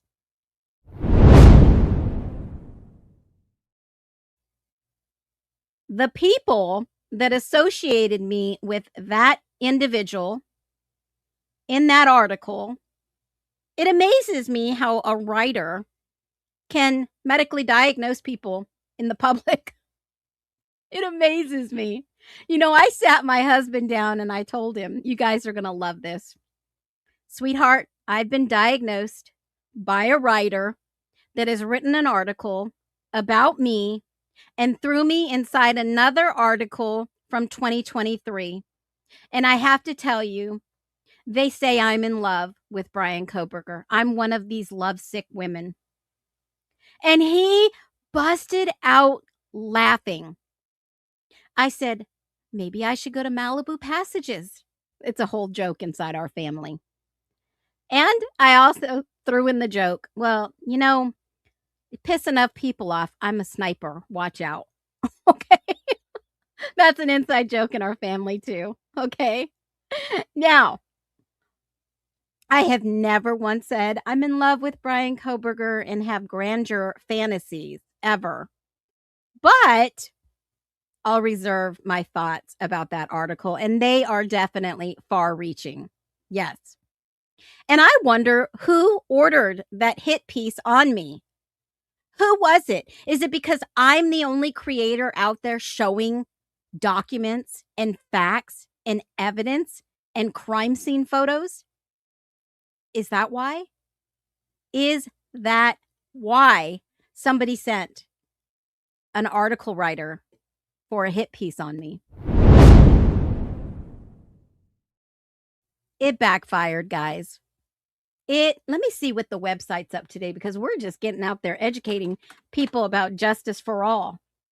We are just sharing our knowledge. Let me see. And if it was the alleged godfather of true crime that maybe knew some of these media people, shame on you. Because you're not going to be the true crime godfather on my watch here. I'm just saying that. I know somebody targeted me. I know. I wasn't born just yesterday. And visitor site in the last 7 days is up. Now it's up. Let me just see. 5,240 people in just the last 7 days. So that 6,700% increase, more people are going to Justice for All and looking at the documents. They're looking at the documents. So whatever they planned for failure has been successful. Backfire on you. Saying what is going on out there. It's absolutely sick. And so another defense expert that you have spoken to recently, Cy Ray, he's brought up a couple of interesting things, including one thing that Brian Koberger may have been, in fact, in the house a week, before the murders had occurred. In talking with him, how much have you learned from Cy Ray? Me and Cy Ray have a lot of shared background. So shared background. We've talked a little bit, but I don't want to talk on his behalf because it's just not fair, especially when you talk about digital and forensic. It's even when I'm sitting next to a coworker that I absolutely love. I mean, my coworkers I love to death, but they'll be like, Steve's got his own language. Marcos has got his own language. Corey, we all speak. We understand our nuances, but that to ask a stranger to speak for you. But what I'm trying to say here is how I understand some of the things that he's diagnosed is there's 2 other phones in that house that have the exact same AT&T footprint. So when it beacons, when it echoes out, there's 2 phones in there that look exactly like BK's. So when he sees his phone connect with the house, he's already seen that same signal, that same phone, that same program in the house moving around. So you're looking at 6 months of data. You see these houses, and then all of a sudden, this thing's over here and here and here and here, and then all of a sudden, it matches up with these other phones, and it's in the same beeping. That if you visually looked at it on a map, it's at the same pinpoints as the ones that are inside the house. So that's how I would interpret him saying that on certain times it could have been in that house. Now, you're not going to get the certainty of factual 100%. So, because somebody could sit and press up against the wall of the house and say, oh, I tricked you. I totally tricked you. Or I got up on the roof. I tricked you. I was never in the house. So you can't say with certainty. And I think that's what Thompson was trying to do with Santa Claus, the clueless boomer who has no place talking about technology. I think he was trying to say, I can't put him in the house, but he could have said it in a different way, in a different fashion. I mean, he went out of his way to say some things that are just flat out wrong, but I want to give him the benefit of the doubt on certain things. But like the sexual motivation, people who looked at his phone 100% believe he was sexually motivated. Any of you pro-burgers that think, this is what I got to respect about Ann.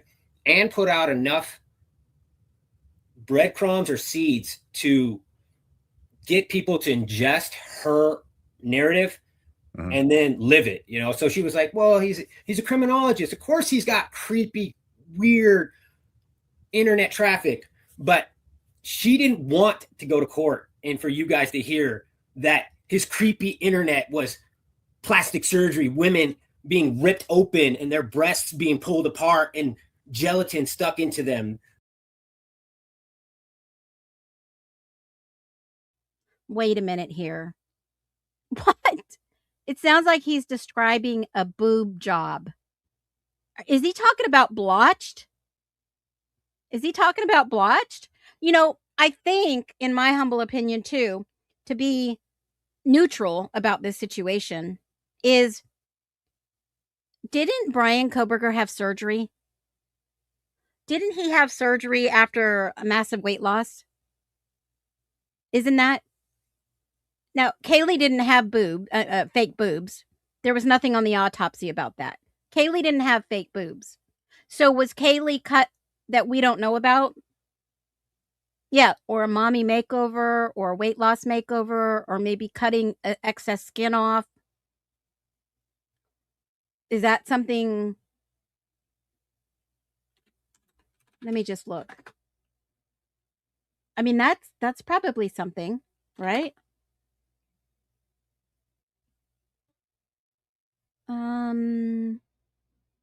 Okay. Now, if you guys don't understand the background with Ray, I'm just going to say something.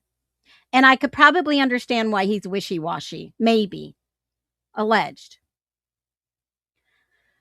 How do I say this? I can go right to the courthouse documents. Okay? Maricopa County. Let's go back in time for a minute and use the time machine. Ray was a police officer. Okay? And he was in the process of a shooting, or not in the process of it. There was a shooting. And Chad Biggs was an officer. Okay? This was a long time ago, guys. I think 2009. And Chad Biggs was an officer on duty. And he basically, in a nutshell, said that Ray withheld exculpatory evidence. Okay? See, karma comes around like you never expect it. He's talking about Ray, and I want you to understand the individual. Okay? Now, Biggs, the officer, hired an attorney and put a case against the Gilbert police chief, Maricopa County Attorney's Office. And they met regarding this review in the department and its internal investigation. And Biggs, the officer, claimed that Sergeant Ray and another officer excluded information from the evidence and falsely claimed that Castillo had not closed the distance in, right, between him and Officer Biggs in this shooting. and had not attempted to assault Biggs. Biggs says their claims were contradicted by eyewitness accounts. He had proof, made a statement on the night of the shooting, and by the 6-minute surveillance video, which shows Biggs retreating and Castillo moving aggressively towards him, which none, he says, were included in the investigation. And Biggs put in a lawsuit to basically seek punitive damage against the police department. Now, if you know the history of Gilbert Police Department, there's a lot of corruption there, and it's proven. It's not just in my humble opinion. And if you know the background with Moscow Police Department, they are in some big hot financial issues before all this started. Now, Cy was alleged to withhold exculpatory information. Now, if you understand the political climate of Officer Chad, he goes by Chad, Officer Andrew Chad Biggs, his father is now the running ticket for governor of Idaho. And oh, karma is a bitch. In the political climate today, people don't forget what people did against their family members. And I'm not saying there's a personal vendetta here, but I just want you to understand the proof showed one thing, but Cy was saying something else. And what happens? Behaviors repeat, allegedly. So I can't put a lot of stock in believing what Cy is now saying when he signed an affidavit in the court system, what he said before. And this is why I question, are we watching real crime unfold? Or are we watching a script that was, I don't know, allegedly put in place? I don't know. But Andy Biggs, I think he's going to win governor of Arizona, and it's about time. Let's listen to the rest of this. Not criminal CIS Ted Bundy. You guys all think you know what he was searching? No, this guy was a sicko. He was literally watching women being cut open and split apart in a procedure. That's what this man was getting off on, and that's who you're protecting. Wait, that's what this man was getting off on. I'm confused. Did the cell phone record BK relieving himself, getting off? Is that what Steve is saying? What? In plastic surgery?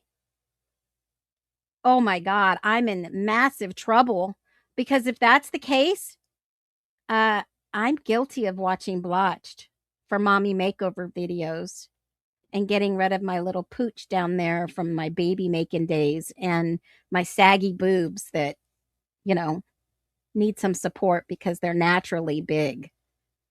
I'm in trouble. I don't know about you, but I'm in big trouble now. You women that are protecting this guy? You women that are protecting this guy? You men that want to overstep women's constitutional rights? How about that one? Good luck, because you're going to date one. You're going no, I won't. to date one of these guys because you can't wake up. I'm one of those women that are fighting for constitutional rights in our justice system. I've seen people back up against the wall, plea deals, framed, liars that say one thing and the truth video cameras say another. I've seen it. Yeah, you women. I only hear that from a narcissistic man. You women sounds like my ex. What does the phrase "you women," when a man says this and points at the camera? I want to see what this means. It's a derogatory and offensive statement. Did anybody take offense to what he just said as a woman? Anyone? I just had to double check myself. I had to triple check myself and see what the internet thinks about this. And look at what it says. Hey, I ain't gonna be silent. When a man says "you women" and points at the camera, it's almost certainly a derogatory and offensive statement. The phrase "you women" is recognized as a slur to belittle, demean, and devalue women. Wow. It's often rooted in misogyny, a deep-stated belief that women are inferior to men. Mother effer. If it wasn't for women, you wouldn't be on this fucking planet.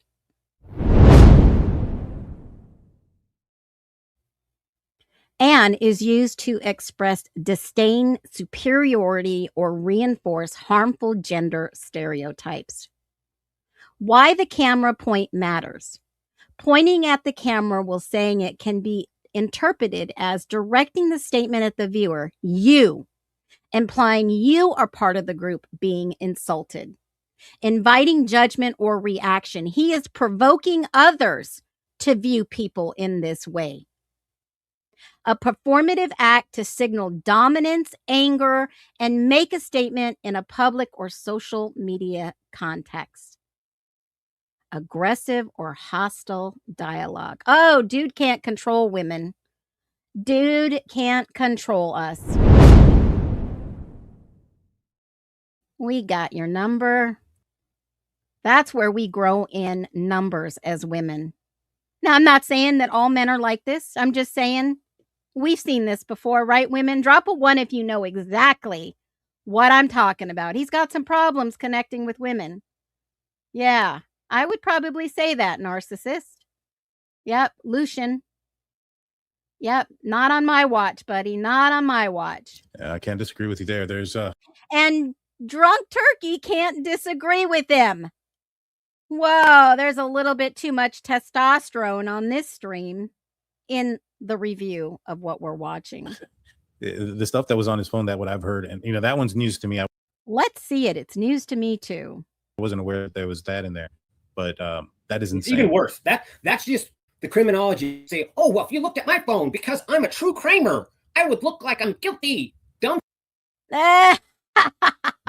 So Brian Koberger looks up blotched or women's boob jobs, right? He's the original Popper Top. Ah, Jethro. Oh. You are the greatest of all time.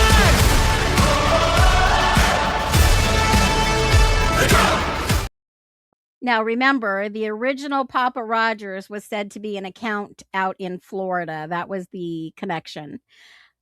Woo! It's a form to say women are weak. I wonder if he was raised this way. Too much soy. Y'all, let's watch this. Give me a minute. What did Kaylee search about her time in our community? I don't know, because I never found any connection to her following Olivia. None. I went through Olivia's contacts back the day this happened, when Olivia started covering this, and I didn't see any connection to Kaylee. None. I don't know. But he's unhinged. He is definitely unhinged and can't control the narrative. Big time. Fuck, they don't care about that shit. Oh, did he just say a bad word? Did he just curse? Bad mouth. But she didn't want to go to court. And for you. Wait a minute. I went too far. And one of the things that has come up is the Dateline, who leaked all the information. Ah, I missed it. Dang it. Sorry, guys. Footprint. So when it beacons, when it echoes out, there's 2 phones in there that hold on. Where did I leave off at? 3%. And that's actually done with some kind of legal AI that goes through all the cases. Some argue a mass murderer has never been able to use this strategy, but there's some cases that are pending right now. So it's kind of hard to say. Mm-hmm. So the average is 1%, but I've heard as high as 3%. So I'll say 2% chance that this strategy works. And I hope I'm wrong on that, just because where did I mess up? So when it beacons, they don't care about that shit. What they care about is knives. Wait a minute. Where did I mess up? Never asked for it. Like, we were literally texting each other, like, where are you guys at? And they'd be like, we're settled without our input. And I think that's a shame. And where did I mess up? I heard he used to be in the university, but she didn't want to go to court. So you can't say with certainty. And I think that's what Thompson was trying to do, is Santa Claus, the clueless boomer who has no place talking about technology. I think the boomer, buddy, I spent 20 years in IT even before you were born. That's hilarious. He was trying to say, I can't put him in the house, but he could have said it in a different way, in a different fashion. I can go back to school tomorrow for free and get a master's. I can go all the way and get a PhD for free from our government for serving in the military, and go into cybercrime and go into anything I want. I mean, guys, this is hilarious to hear someone think they're so superior to women. I mean, he went out of his way to say some things that are just flat out wrong, but I want to give him the benefit of the doubt on certain things. Like the sexual motivation, people looked at his phone, 100% believe he was sexually motivated. Any of you pro-burgers that think, this is what I... But wait a minute. Didn't Bill Thompson say this was not sexually related? Why is Steve going against the narrative? Hold on a minute. I remember watching a video and they clearly said this was not sexually motivated. Is that correct? We watched that. Hold on a minute. About Koberger. I could have swore I heard that in the courtroom. Wasn't Steve there? Wasn't he there to hear this? I'm just doubly confused. Why is he trying so hard to change the narrative? I'm going to debunk this while we're live because I like to put these in here, right? So at Koberger, I covered this live. Now, I'm not the expert here in the Koberger case, y'all. Okay, I am not. But I will say I remember that day. And Bill Thompson clearly said there was no sexual motivation. Okay? Drop a 1 if you guys remember that. It's in the 48-hour special. There had to have been a reason that he said this. There had to have been a reason. Does Steve G have any... Does he have any proof that there was something sexually motivating about this? Does he have proof? I'd like to see it. I would love to see it. Here is the... I know I streamed it live. Hold on. Where are you, Bill Thompson? He stands up and says, not sexually motivated. What? Am I watching like 2 different cases here, guys? Is Steve like, I don't know. Does he have these grander delusions like Dylan's dreams or something? Are we in an alternate reality? I'm confused here, guys. Is he trying to brainwash me? Is that what he's doing? Is he trying to put himself out there to change the narrative? It's like that Mandela effect. It's like when your... What is it called? They try to not brainwash you, but gaslight you. Are we watching the same shit? Steve G doesn't talk like this with Christy. Well, he's sure putting on a good front. Let me go on my channel. I streamed it live. Hold on. Where is it? I used to have this clip just for shits and giggles. Let me do a search. Search. Sentencing.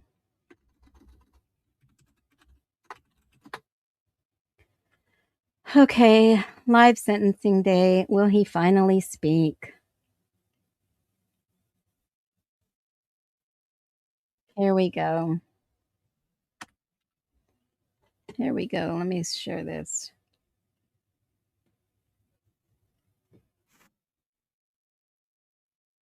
Together to Let me go through this real quick. be together and know each other, and Poor Ben. and I took for granted the times, she was in college, and I thought, oh well, we'll have the rest of our lives to Where did he say this? It's when Bill Thompson gets up. On a paper. Okay, hold on a second. What it's all about. It's when Bill gets up. And protecting the perspective is a difference of opinion for trial. On the Okay, hold on. Let's find this.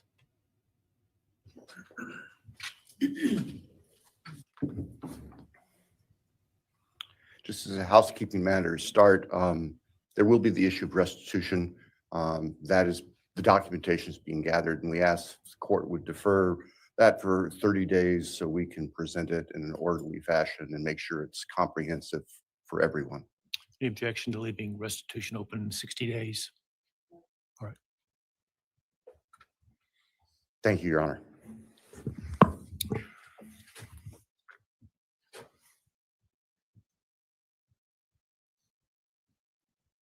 I think it's necessary and appropriate to share for everyone here, including the court, the background that brings us in front of Your Honor today for these proceedings. As the record reflects, and as everybody in this courtroom knows, the defendant has pleaded guilty to all 5 counts charged in the indictment. Under oath before Your Honor, he has admitted that the charges against him are true. He has reassured the court that he has not been coerced or threatened to make those admissions. And Your Honor did an extraordinary job in taking the pleas back on July 2nd. We appreciate the court's discipline and insight. The defendant has also waived appeal on the multitude of rulings from this court and Your Honor's predecessor in Latah County. I'm trying to find it. On dozens, literally dozens of motions seeking to dismiss the case, seeking to control or limit evidence, seeking to offer evidence that would not be appropriate. And we appreciate the court's consistent rulings based on the law, based on the facts. As Your Honor will recall, on June 18th, it's just really not that long ago, we appeared before this court for arguments on what became the defendant's final motion. And when anybody says that Koberger asked for this, I want you guys to clip this. And so we made the proposal to the defense. A proposal to the defense. Prosecution made a proposal to the defense. It wasn't the other way around, y'all. Right out of the words of the prosecutor. See, in criminal law, the defendants don't have the upper hand. One of the challenges of this case, one of the unique things about this case is we have. Okay, I'm going to find this and I'm going to clip it and make it into a little video because I can't find the actual moment that he says this, which is going to bother the heck out of me. If you know me, I like to have this stuff right on hand. Statements directed specifically at the defendant today. I have one last thought. After Your Honor imposes judgment and sentences the defendant to spend the rest of his life in prison, in other words, sentence the defendant to die in prison, he's going to stand up in the belly chains and leg irons that he's wearing today.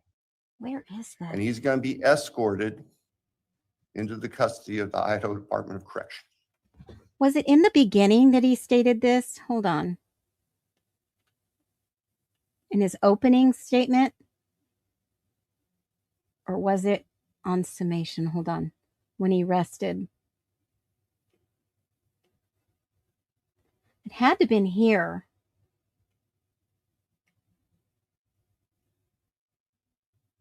It had to have been before this. Hold on. Because now I'm feeling like the Mandela effect here. Hold on a second.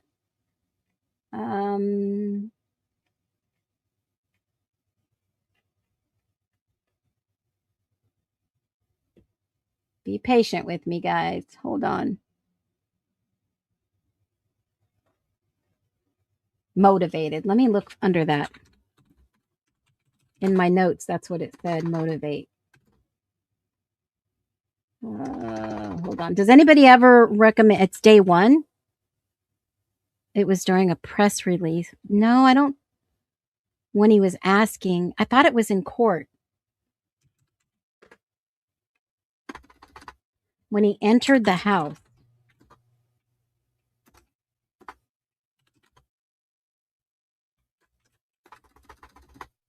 Or was it? Oh, was it during the actual plea? Hold on a minute. Maybe it was the actual. Let me go back. Maybe it was the actual plea. Let me go back. Hold on. Maybe it was the plea hearing.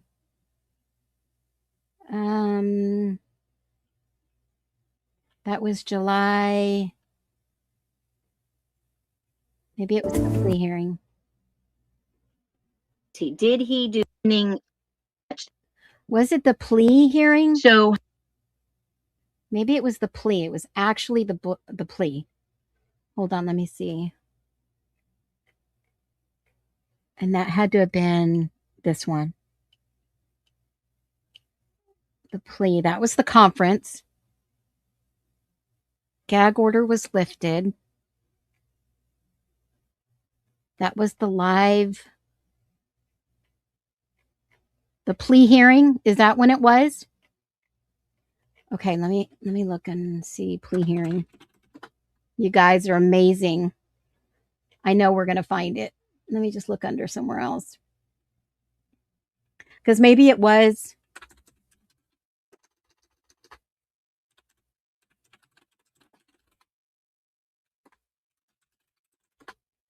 He was in a different outfit. That's why. All right. And now we are going to take you in live as promised to listen in to that courtroom hearing right now for Brian Kohberger's case. Maybe it wasn't. Late killing. On a road, awoke. He encountered Xana. And he okay, here it is.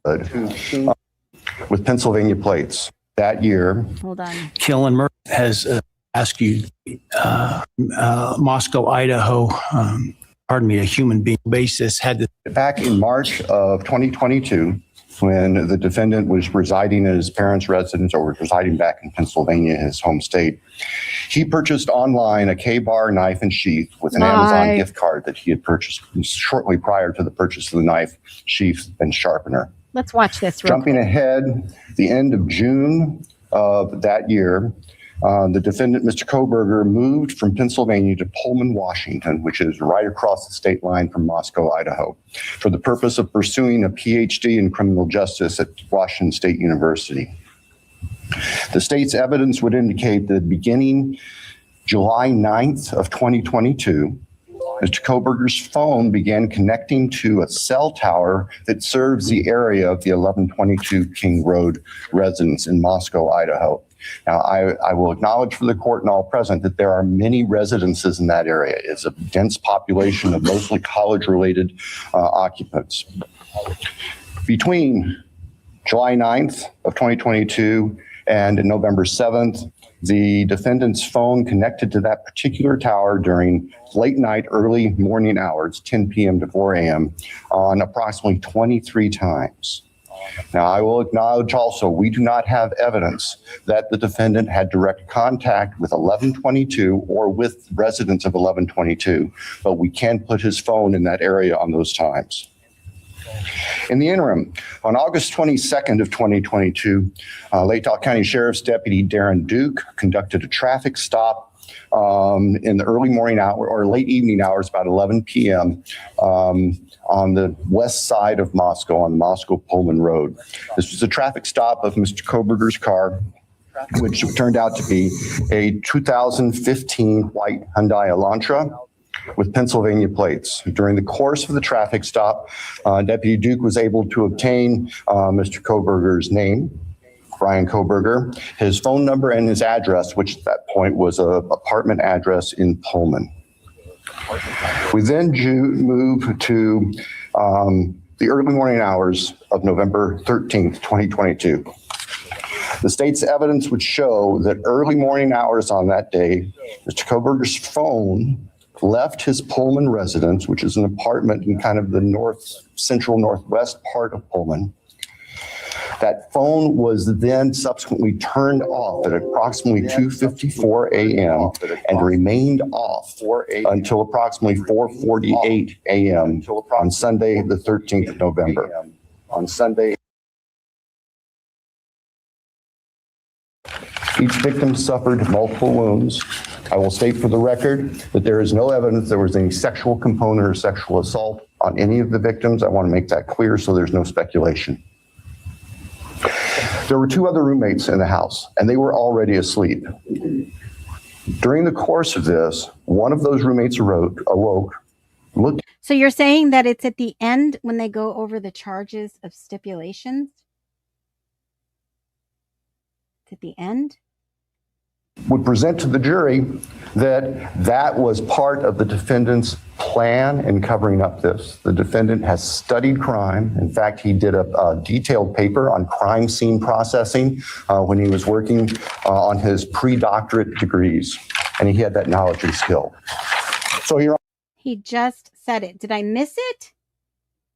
Hold on.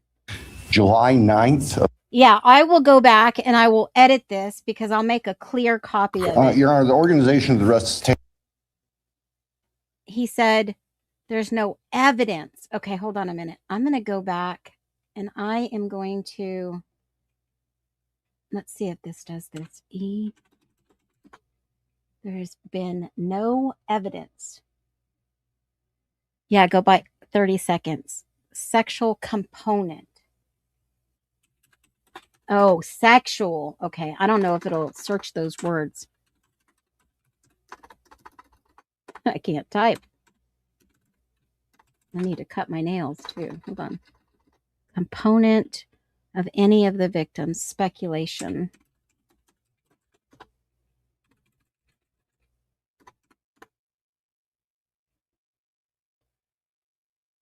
There were two other roommates in the house, and they were already asleep.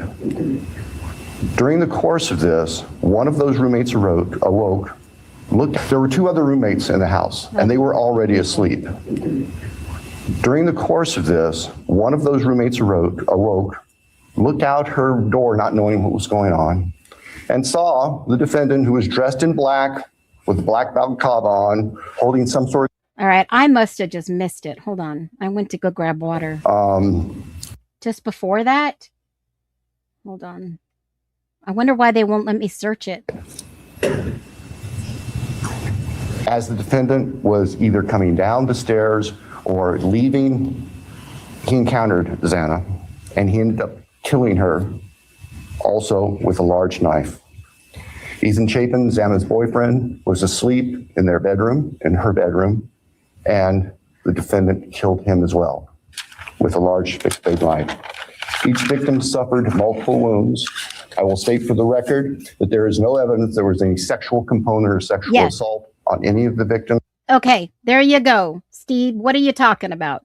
Bedroom, and the defendant killed him as well with a large fixed blade knife. Each victim suffered multiple wounds.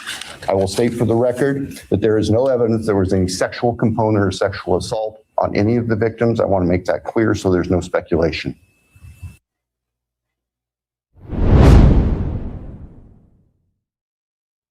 So who's speculating this sexual assault component? Who's telling the truth here, guys?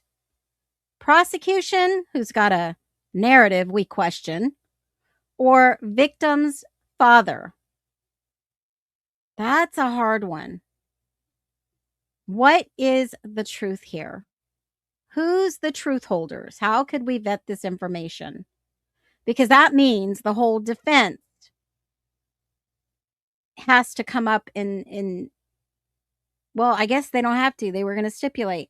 If Thompson is saying there was none, then they already stipulated there was none. So I don't know what he's talking about. We've talked a little bit, but I don't want to talk on his behalf because it's just not fair, especially when you talk about digital and forensic. It's yes, they even did. When I'm sitting next to a coworker that I've absolutely love. I mean, my coworkers, I love to death, but they'll be like, Steve's got his own language. Marcos has got his own language. Corey, we all speak. We understand our nuances, but that to ask a stranger to speak for you. But what I'm trying to say here is how I understand some of the things that he's diagnosed is there's 2 other phones in that house that have the exact same AT&T footprint. So when it beacons, when it echoes out, there's 2 phones in there that look exactly like BK's. So Why? when he sees, did someone mirror some phones? Why would there be 2? his phone connect with the house, he's already seen that same signal, that same phone, that same program in the house moving around. So you're looking at 6 months of data. You see these houses, and then all of a sudden,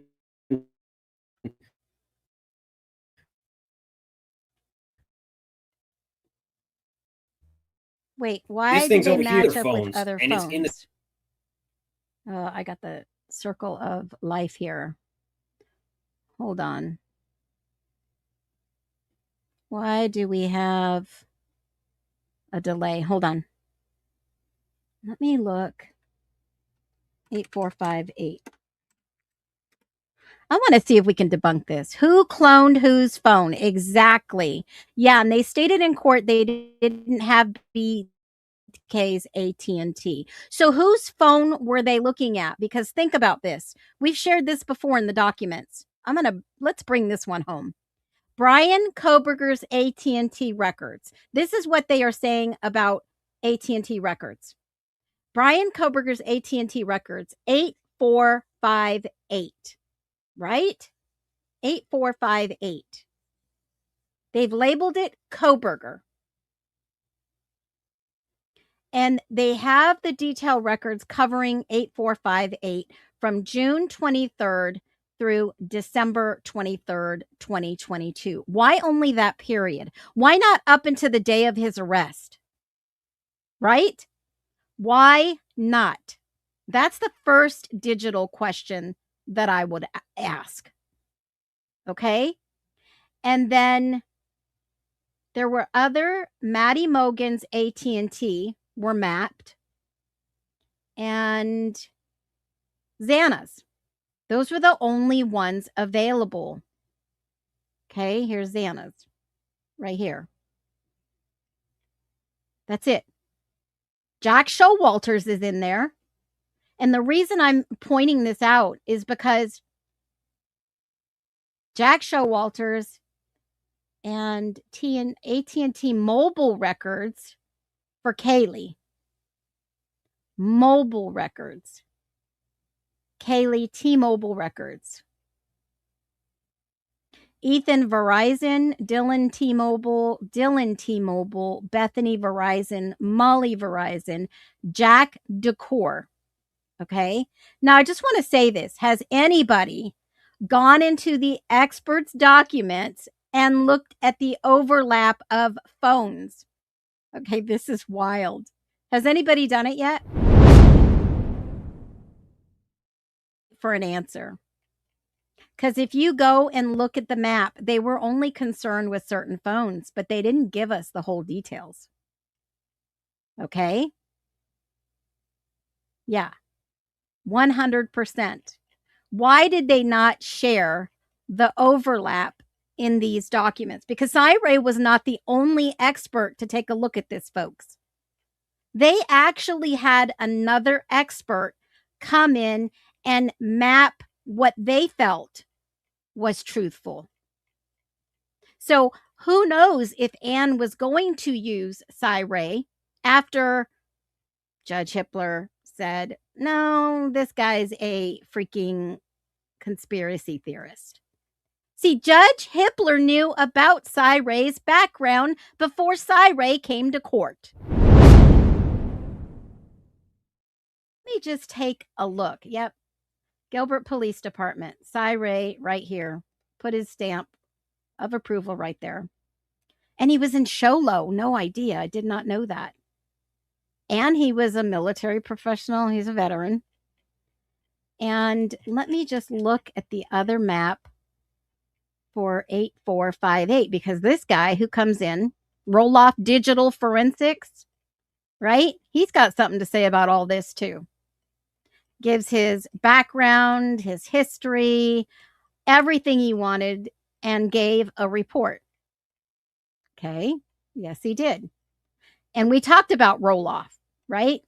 We looked at all the experts. They had the best of the best out there. Okay. And they redacted it. But Cy Ray still put Showalter's information still in there. So why did he do that? And why did they have the need to redact all this from the other expert? Ask yourself that question. Here, they had already known his background, just like Steve G, and they told him to shut up in a paraphrasing way. Judge Stephen Hippler didn't want to hear anything from the G family. They're kind of biased that way in their courtroom, I think, in my opinion. I think they have the right to. If you walk in with a freaking sketchy history or sketchy shit in your background, judges pick up on that shit right away. They do. And they know when they see guilty people. That's their job. They judge. They look at the evidence and they judge. Now, why can't I find this 8458 again in the geolocation? The expert, it was redacted. They didn't release that. Yeah, they don't want us to see something.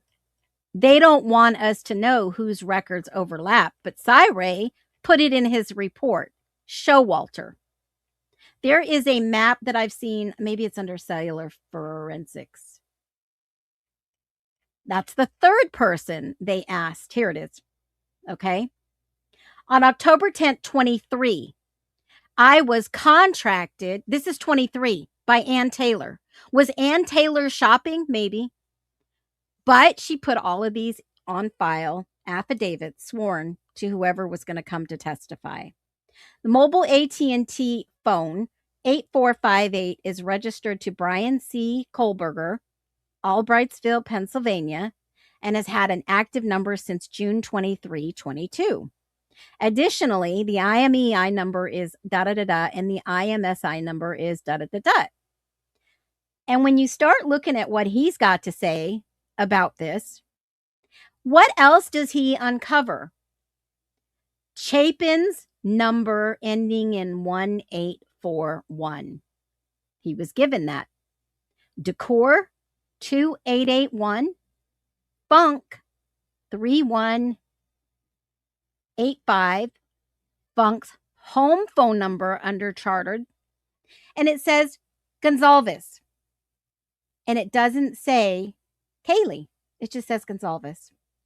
Mortensen number, check. Kernodle, check. Mogan, check. Showalter.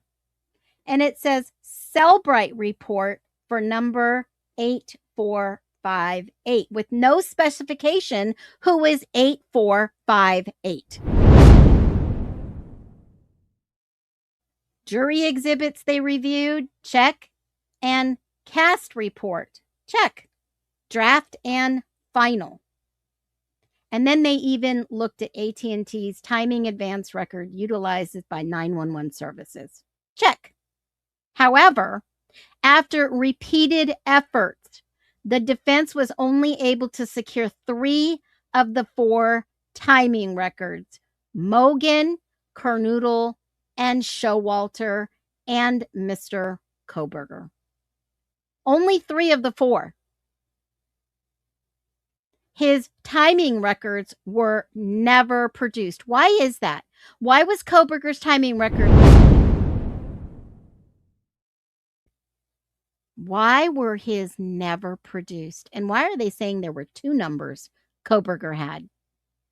Exactly. Why? Who was that mysterious individual? Is that the guy who's laying on the floor? I don't know. Somebody's got some explaining to do. And then this analyst sought the assistance. Remember, he was doing it first, and then he got Cy Ray involved as a peer review. He wasn't the main go-to guy. Cy Ray wasn't the go-to guy, guys. The other guy was. All right. Then they use the mapping software by Ray and all this other stuff. And then, okay, he talks a little bit about him and what he's done and his background and what they were able to do, yada, yada, yada. And the points of interest, the pool party, the Moscow mountain trip. I didn't know he took a mountain trip. I had no idea on July 12th he took a mountain trip. Did anybody know about that? And then the omissions of the cast report, exhausted FBI cast report analysis, the mobile number and the actual path of travel for 2 days, and Google geofence. Don't know about that. The pool party. Who was at the pool party with him? Anybody? Did anything cross paths? And then he made a purchase at Tri-State Outfitters. Didn't know about that either. The Grove Apartments. 8458 device continuing on the same tower. On 7/10 when it used the tower covering Koberger's apartment. July 9th pool party, copy of the receipt. And then let's take a look at this. So I don't know what Steve is talking about, but the experts here clearly said that he went to 3 businesses in Pullman: Walmart, Safeway, and Sunset Mart. That's who the person with 8458 in Pullman went to. Period. And then he went on a mountain hike for a detailed video presentation and copies of the receipt. So did he often go on these hikes? Was it all the time? All this stuff that was left out of the reports at the crime scene? All the maps that they map him to? All the dates? Look at all those dates they could map. And then the map comes. And it says it's a draft. And it tells what actual numbers were in the area. You can see. They have the data tower and they have the phone number here. And then they have the crime scene ledge. And then they have the actual data. And they can tell you what phones show up. They're only talking about Koberger's because he's the one that was going to be on trial. They don't talk about the others, like where were the others that night? Because they're not on trial.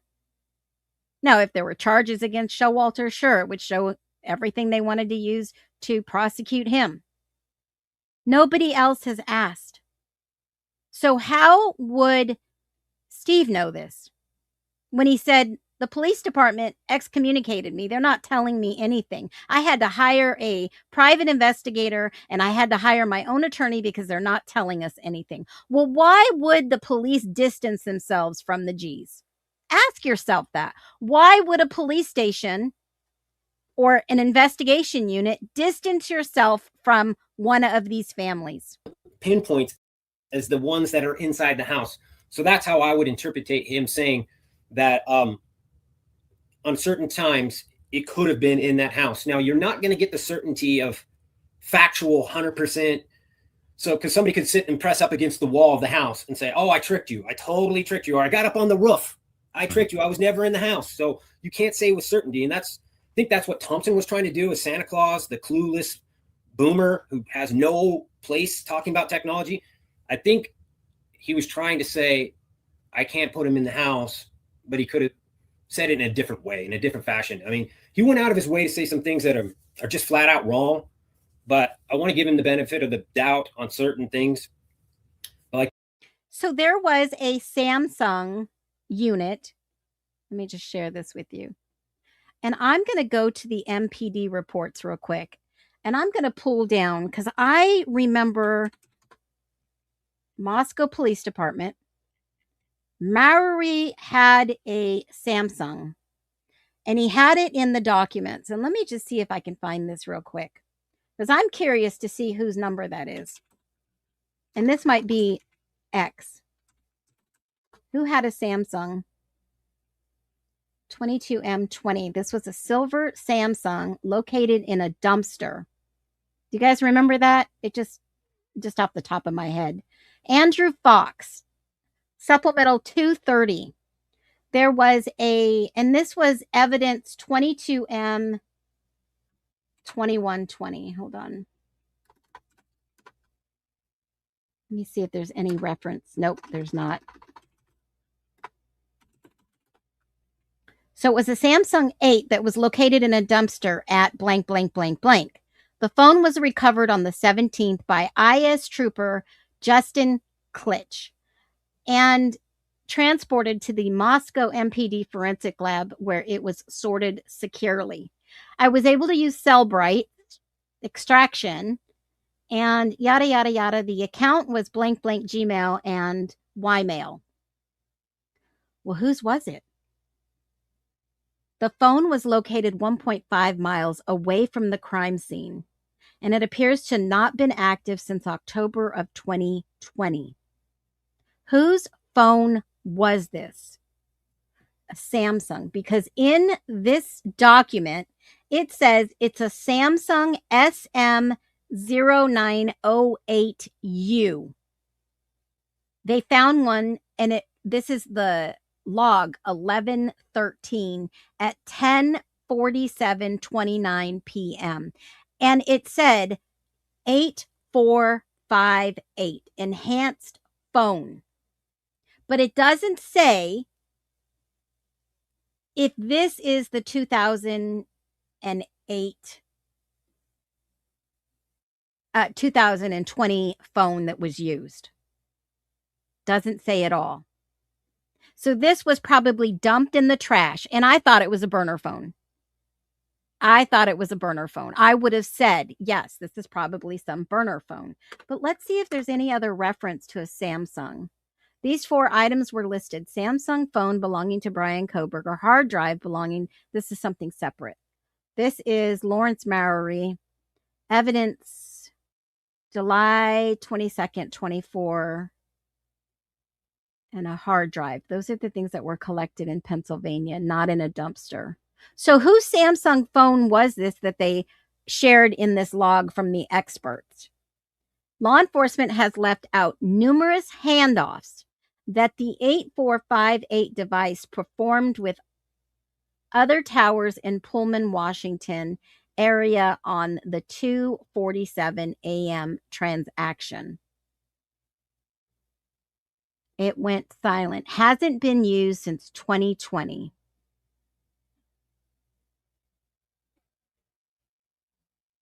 Whose old burner phone was this?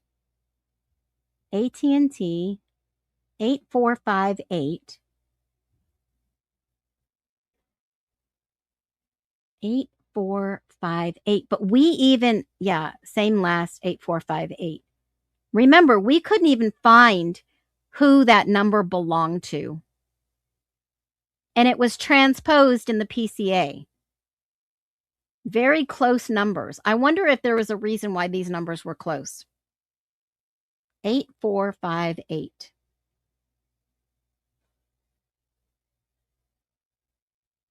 Show some other times they were on the cell.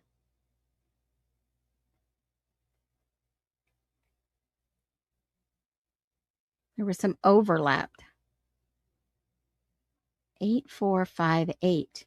And that never goes down 95, does it? Or the black line is utilized by that tower, 8458. And it was only in that radius. That's why Cy Ray said he was never in the area.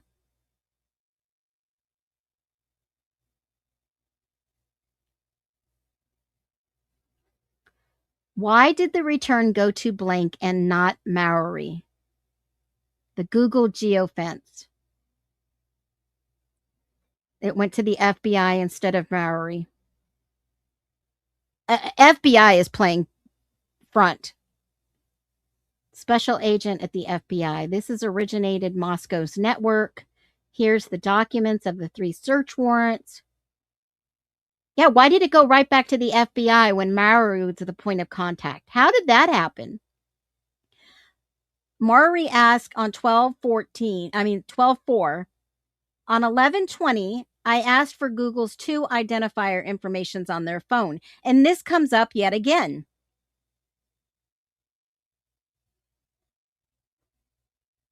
There was no number associated. Why did it go to the FBI and not back to Maury? There was a PO with a similar to B. What? She was reading a report and stated there was a PO with the number. A PO.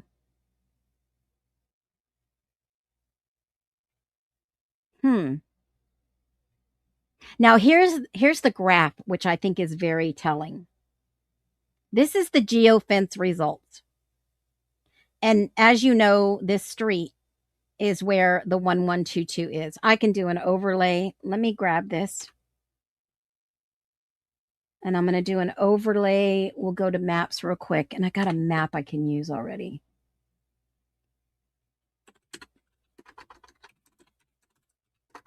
Let me do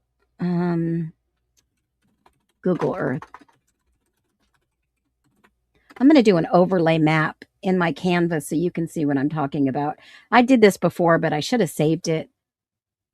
I thought about doing an overlay. Let me see, Moscow. Let me grab these 2 maps and I'm going to do an overlay, and then you can kind of see where I'm going with this. I think everybody in their intuitiveness kind of get an idea of this overlay. Let me go grab Canva real quick. Let me open this up and I'm going to make it a little bit more transparent. And let me do a duplicate of this and then you can see it. So let me save this. And then let me upload this. And then we'll be able to overlay it. A lot of work, folks. I love live digs, and I think this is a great idea to help you understand what they were looking at. This overlay is going to be wild. Let me see if I can do this perfectly. And then I'll show you what I'm working on. Here we go. Okay, here's the overlay I'm working on. And let me see if I can make this a little lighter. Be a little bit more transparent with this overlay. And then I'm going to add this. Wrong one. And then let me see if I can put this to the front. Okay, let me see if I can get this one to the front now. Okay. So this is, let me see if I can overlay this perfectly. This is the street. That's the house. And let me cut this portion out so you can see it perfectly. And let me see if this is what it's going to look like. I have to go bigger. Hold on. Go bigger. Go home, right? Here's the street. Let's see if I can get this. Oh, that's Taylor. Let's see if I can get this perfectly.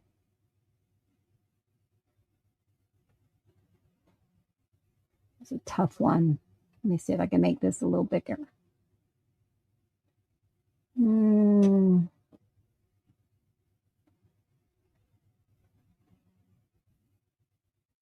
Is that good? Wonder if that's going to work. Taylor's right there. I think that's pretty. I don't know. What do you think? Is that, or do I have to make this one bigger? Shoot. Let's see if I can make this one just a little bigger.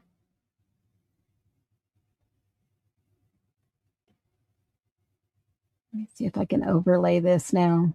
Damn, look at all those numbers that were out. I think this is as good as it's going to get. Okay, let me see if I can do this. All right. Undercover PO. Yeah, I'm thinking it might be too. And that's why the experts were bringing in. This isn't a great overlay. I'll go. Hold on a minute. I did a boo boo. I'll go back and try to get that better.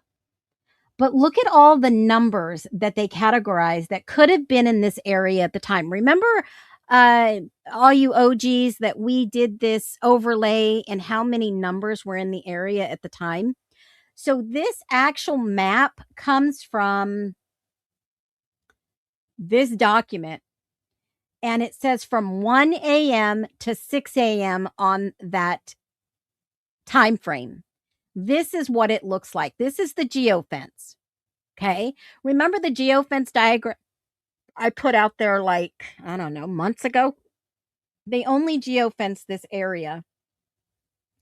And it says Maori does not say what procedures they did to get only 2 identifiers, other than based on the information received, and correlated it with self records. The 2 anonymous identifiers were found to be of interest. No information was given on the other identifier requested. It only mentions 2, 5, 6, 7. That's all it says. 2, 5, 6, 7. All right. And do we see a 2, 5, 6, 7 on this map? And where do we see this 2, 5, 6, 7? I don't see one. Let me see if I can make this larger. 2, 5, 6, 7. This map is so condensed. 2, 5, 6, 7. I don't even see one on this map. I've looked. If anyone can see 2, 5, 6, 7, maybe I'm just not seeing it. Maybe I need to get my glasses checked. Yeah. And that's why they keep asking, did you know anything about an accident? Right? And the result of the name this analyst was not familiar with. 2, 5, 6, 7. You know what? Let me do a search. 2, 5, 6, 7 in this document. Now I'm curious if there's somebody else's phone number that has been referenced. 2, 5, 6, 7. It mentions, it ends in 2, 5, 6, 7. I'm going to look for that. 2, 5, 6, 7. I'm going to look in other documents that have been filed with that ending of the number. And then the other identifier was misleading, a tag team with each other, but Maori to assert himself into the same work as blank is misleading. What was Maori trying to accomplish? Oh my gosh. Maori, what were you trying to do? Were you trying to protect someone? Oh my goodness. What? And this is what Thomas Solinsky says. What is it? Solvensky says. Yes. What is disturbing is the lack of actual data that was not made discoverable by law enforcement. Who on the force are they freaking protecting?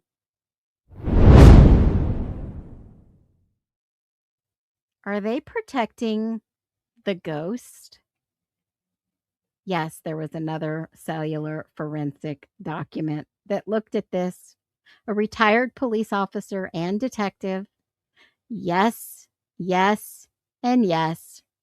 He knew stuff was missing.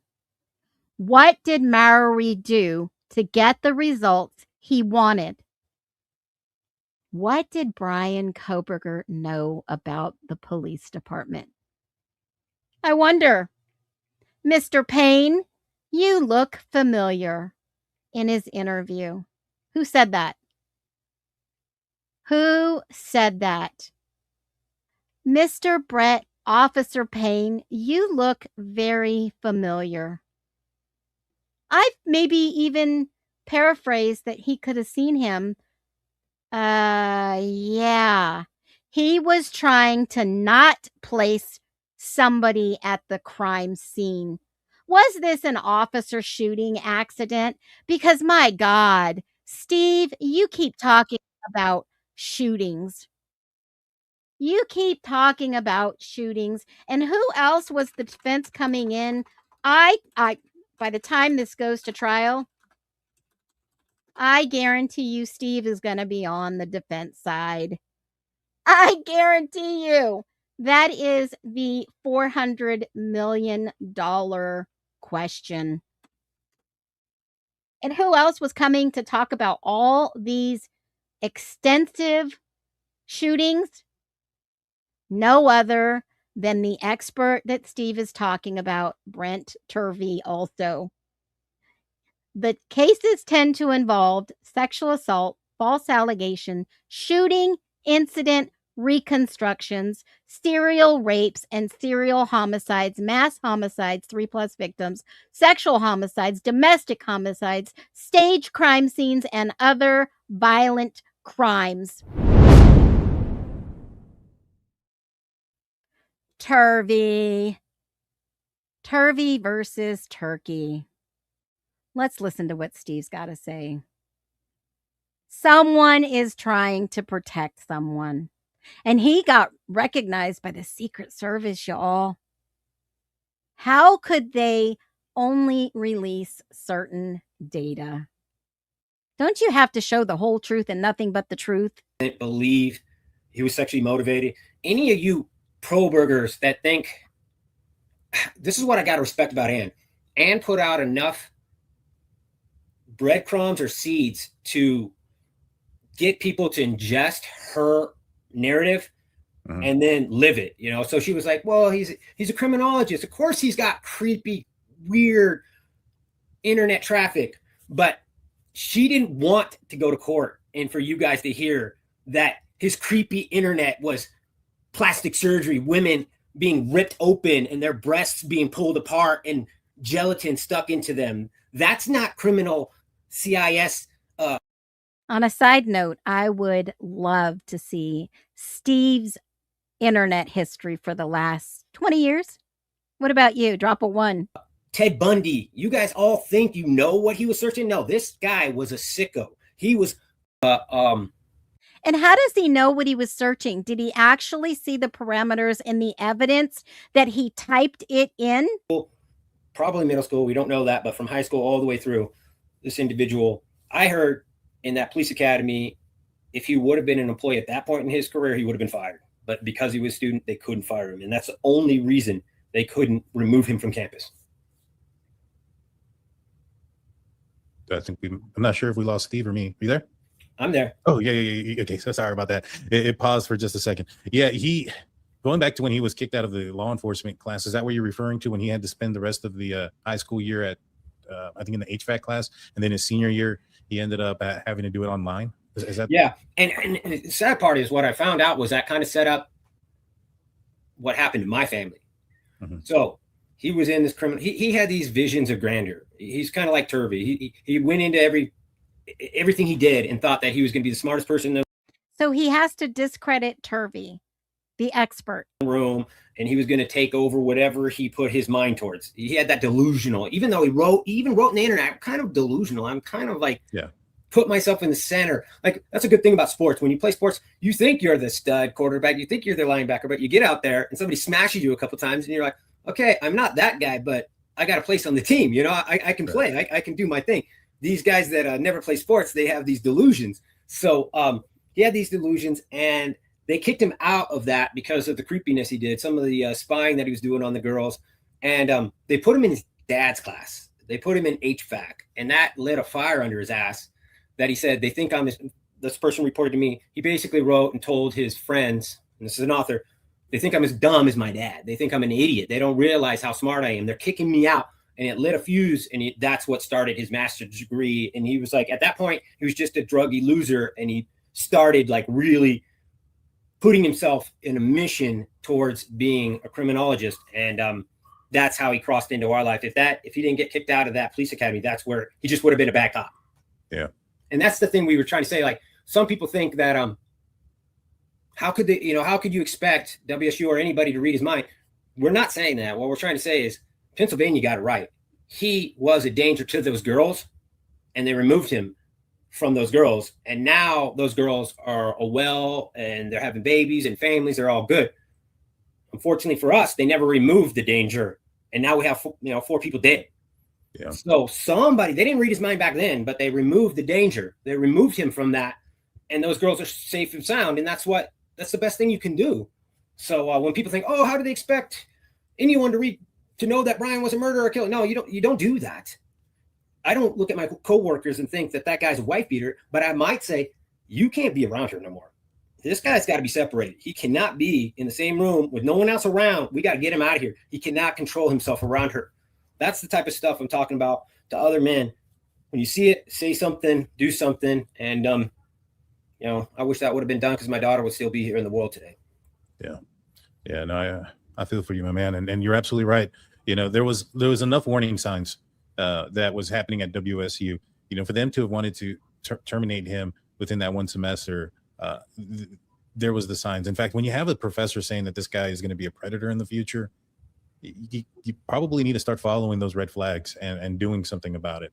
Not to mention, once something does happen and, November 13th happens, and then you have this guy who's a problem at your school, and you don't put the pieces together to figure that out, that this guy who's having issues, and then especially when the bolo comes out that you're looking for a white Elantra, I just couldn't fathom how how WSU just dropped the ball multiple times there. Which, like I mentioned, I'm suspicious that the fact that they terminated him the same day that Moscow Police Department found out who Brian Koberger was. I think we all are. And where there's smoke, there's fire, right? We're not idiots. Some people are pretty slow at picking up facts, but I think for the most part, a lot of people understand that something doesn't sit right with the fact that he gets fired the same day that he's named by the FBI. The FBI are probably the best of the best when it comes to investigations. So they name him, and then all of a sudden this university, that's the moment they feel that he's crossed the line and he's not even there. Yeah. He's halfway across the country. It's like, what happened that day? Well, the facts tell us we know exactly what happened that day. So yeah, and unfortunately, it's still happening today. There's girls and even other people, maybe smaller kids that are getting bullied and treated badly like that. And we just got to do better. We have to, when we see something, we got to stand up. If you raise your children that way, Kaylee wouldn't have put up with bullies like that. Maddie would have got up in his face. I'm telling you right now, Maddie had zero fear. She would get into a guy's face and tell him, get out of here. Don't talk to my friend like that. She was very strong when it came to, she was a quieter girl, but when it came to somebody being bully or punking someone, she was the first one to jump up and get in there and be like, get out of here. So it's just unfortunate. It's unfortunate that we lost some really amazing people. But out of that came this. And we're working with the charity, Murder Has a Name, and we're going to help other families figure out how to hunt criminals, how to hunt who killed your children. I'm trying to. How about they hunt for the right person? Drop a 1 if you agree. Like a hunting course. I'm literally going to teach you how to go through your evidence, work with your investigator. Your investigator's already there. He's already got these nuggets there. Call him back up. Say you got some funding. Tell him, let's reopen this case and let's figure out if we can do some IGG. Hair back in the day was just, oh, is it the right color? Is it the right freaking texture? Those days are over. No, we can figure out way more information. So these guys that are doing these crimes, their time's a number.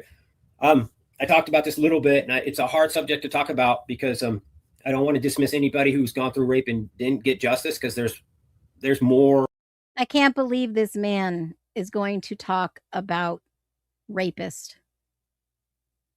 I cannot believe this. After he just said what he said about women, mind you, you women, in such a derogatory and offensive statement. Utter disgust. Utter disgust.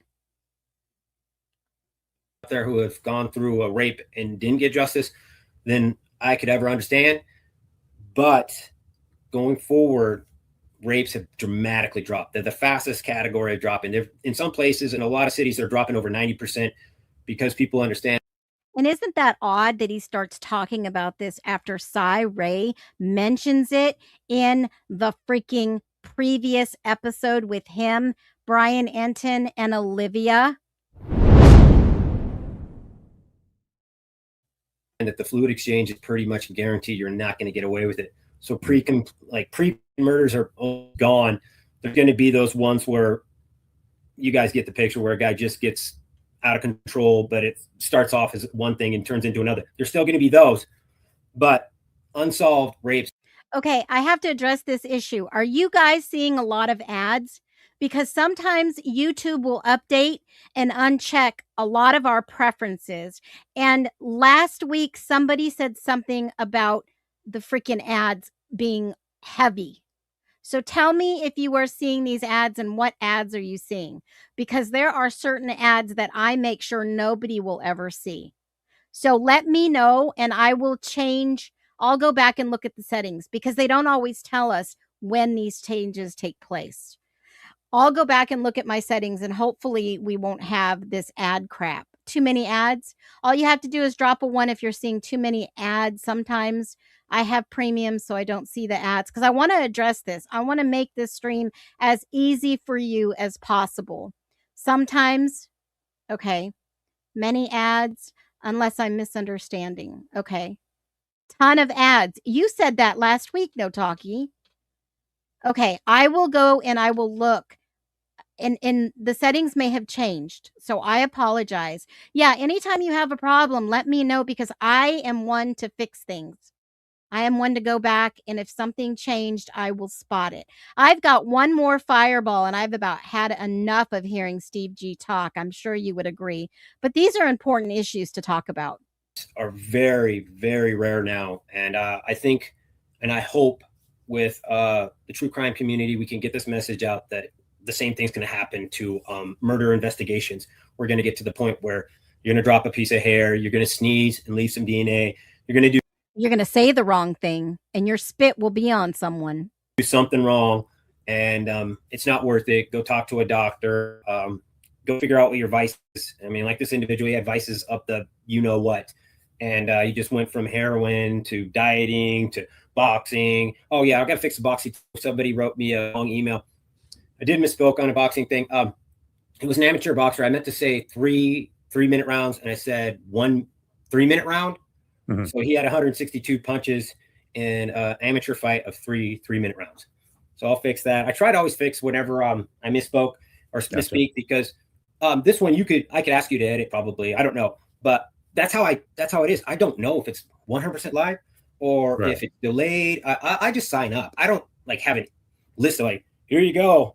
Tell me, these are the terms in which I speak with you. And I like this, who is this? What the heck's this loser's name again? Turvey, first time, I've never said the man's name. You want to say my name, Turvey? Let's have it, Turvey. Come get in my face. See what happens.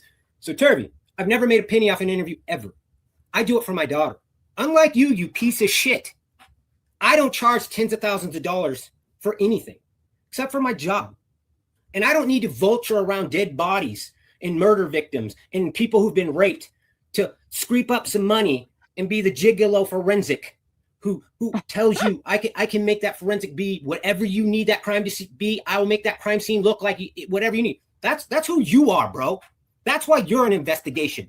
That's why they're coming after you, not me. I'm way bold. I say all kinds of crazy things. I say things that people drive them nuts, but I'm not like you. I'm not crossing that line. I'm not doing illegal things. Yeah. Nope, not at all, man. I'm just defending my daughter, and I'm doing it for free. So we issued out a challenge to that loser. He'll just ignore it. So don't speak on my name, bro, unless you really, we can handle it. We can handle it. Yeah, I thought his statements were pretty childish. The fact that he said that, you guys speak at Comic-Con. I mean, Comic-Con it's for victims' family members to speak up and talk. I mean, there's been so many, and not, in this case and in other cases where family members advocate for their family. I think it's outrageous to attack somebody who lost a family member in the manner that you guys. I get it for him because he's a cuck. He's somebody who sits in line and raises his hand and says, "Can I speak now? Can I please speak? My baby's dead. Can I say something now?" I'm not that kind of guy. I don't ask for permission. I'm going to speak on my child's name. I'm going to do everything to protect these kids. I'm going to fight like nobody else. So maybe for him, it makes sense for us to be quiet and shut up and not do anything. But for me, this is who I am. I'm not making any money. You didn't offer me any money. Nobody offers us any money. We're not. I think he said we went to CrimeCon looking for a documentary. What are you talking about, dude? What documentary? This guy's so full of shit.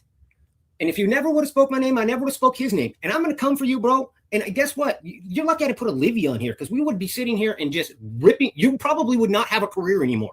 Okay. That's how good Olivia is. Don't let me sick Olivia on you because it will be bad, dude. She's already sending me things saying you said Kaylee's room was where the murder happened. That's how pathetic you are. Your little book with your little, you said it was in Kaylee's room and she was the target. You're clueless, bro. Your work is sloppy. I can't believe they paid you money. You should never be in a courtroom again. And I hope they sanction you, and you never are. And when you're looking at that kind of expert, that's probably an attestment to what kind of defense he had, which is when you have to lean on somebody like that, is what I mean, is you probably don't have much of a case. And like I said, I think they, he knew it, and which is why he pled guilty, and he wants to take it back now because he's not getting the right living conditions or whatever he thought he was going to get. And he's at work. He's a piece of crap. I agree. I agree. Yeah, 100%, man. I mean, that man, he spoke my name first. I never said one thing about him. I don't try to push other people's work. I just try to focus on the kids and the case. Yeah. I don't name drop. I don't do that. But if you're going to bring my name up, here it comes. Here it comes, buddy. And what are some of the things that he's claiming? I think he claimed that there was hair in Ethan's hand, which the documents say that's not the case, that it's Ethan's hair. I think he mentioned that there was he likes to change. Yeah, the documents did say it was Ethan's hair. Okay. They did tests. They did microscopic tests. But what about the clump of hair in front of the dryer with the gray shirt? Why was Ethan naked? He had hair, Ethan's hair, on his socks. There is so much to this case. He didn't even have to just put hair in clumps. He could have named everything individually. Because he's so late to the game. He's so pathetic. He'll listen to like Lana and some of these other people that correct him. So now he's saying it's on the bed bunk or next to the bed. He's trying to focus. But first he was saying he reached up and ripped it out of his head. But that sells books, right? He said that at first. Now he's like, well, it's not in his hand. It's next to the bed on part of the bedpost or whatever he's saying. Like, and there is a chunk of hair there. But listen, people, I hate to be the guy to explain it to you. And I hate to do this. And there were more than one hairs. I hope any parent that's part of this case turn this off now. He's wielding a knife in their hand. Chunks of hair and flesh are ripping off their skulls. Hair's everywhere. It's everywhere. Yeah. And for you. Hey, we're all entitled to our own opinions, but I'm going to show you something that's going to blow everything he said out of the water. Hold on for this massive fireball that's going to start a wildfire. You guys to be manipulated, not understand that there's chunks of hair with blood on it and they're not going to process it. No shit. No shit. They know exactly where it came because you could go plug it right back in. And that goes for both crime scenes. So don't get manipulated by a loser writing a book. Both crime scenes. Both crime scenes. All right, Steve, you got our ear. Start talking. And that's the only reason I'm saying this. I would never say this. I would have taken this to the grave. But this loser trying to make money off of you and manipulate you guys, and you run around like clowns saying Ethan had a chunk of hair with some. Why? Because he had the #1 book? Is he upset? Focus. We could change the whole case. We're going to change the whole case. You guys are idiots, man. And you're getting manipulated. And that's what really frustrates me is you're getting so manipulated that I'm like, you know what? Maybe I just got to come out, give the nitty gritty, the hardcore stuff, the stuff I can't see on TV. And that's why I chose yours. And that's why we're here. That's why we're seeing it. It's very clear that hair has nothing to do with him. And the fact that that kindergarten retard wrote it in there like that, good luck. Good luck, because that isn't enough. They never said it was your hair, bro. How is that going to be a big enough game changer to overturn your conviction? You're not even pointing to something that is meaningful to change the outcome of the case. You have to point to new evidence that is so radical that if it went to court, you would have been found innocent. How about this evidence? I can't listen to this guy anymore. And there is so much more left to this interview, folks. You can go and you can listen to the threats, and you can listen to the insulting, and you can listen to the misogyny and the threats to women. You can go and listen to that. But in the long run, let me show you part of the official experts' documents. In January 21 of 25, there was an expert named Barbara C. Wolf, MD. The defense team asked Miss Wolf, Dr. Wolf, will you take a look at all the documents that we have in regards to Ethan Chapin, Kaylee G, Xana K, and Maddie Mogan? And can you please give us your professional expert conclusion and look at all the photographs, look at the Koberger's hair, look at the apartment, look at the autopsies, look at the coroner files, look at the MPD investigative reports, and look at the photographs of evidence examinations. And wait, look at the ISP, look at the Latah County prosecuting attorney's reports, look at the FBI reports, look at the search warrants, look at all the audio and all the transcripts and all the surveillance videos, the 911 call, look at all 16 of these documents of evidence, and also the state's experts' disclosure, and also Catherine Mabbutt, and our fabulous Dr. Singh, and Paulette Sutton.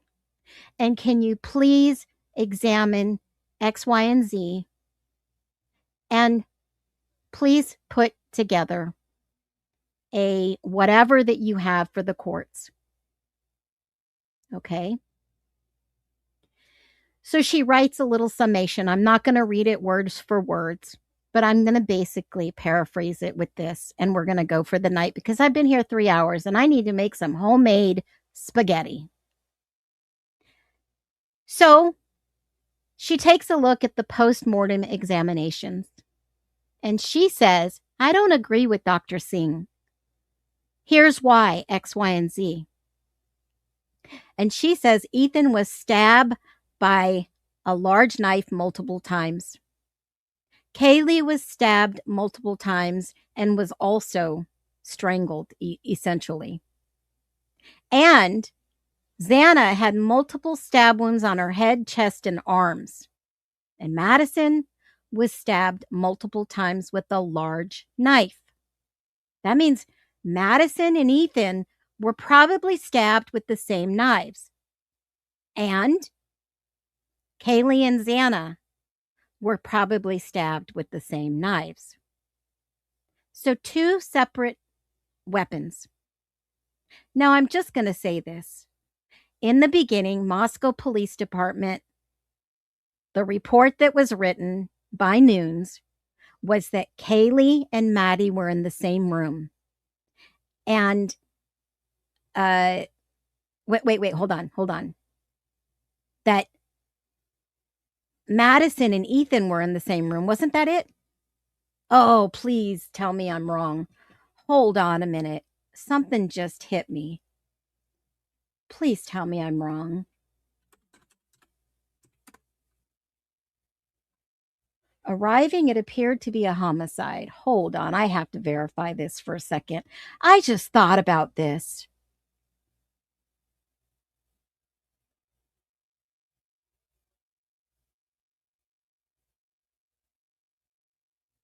Hold on a minute.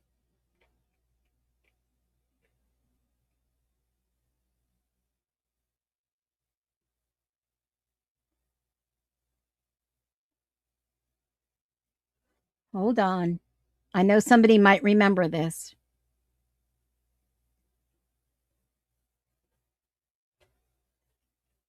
And he had to change it because he said he got the wrong bodies, wrong individuals.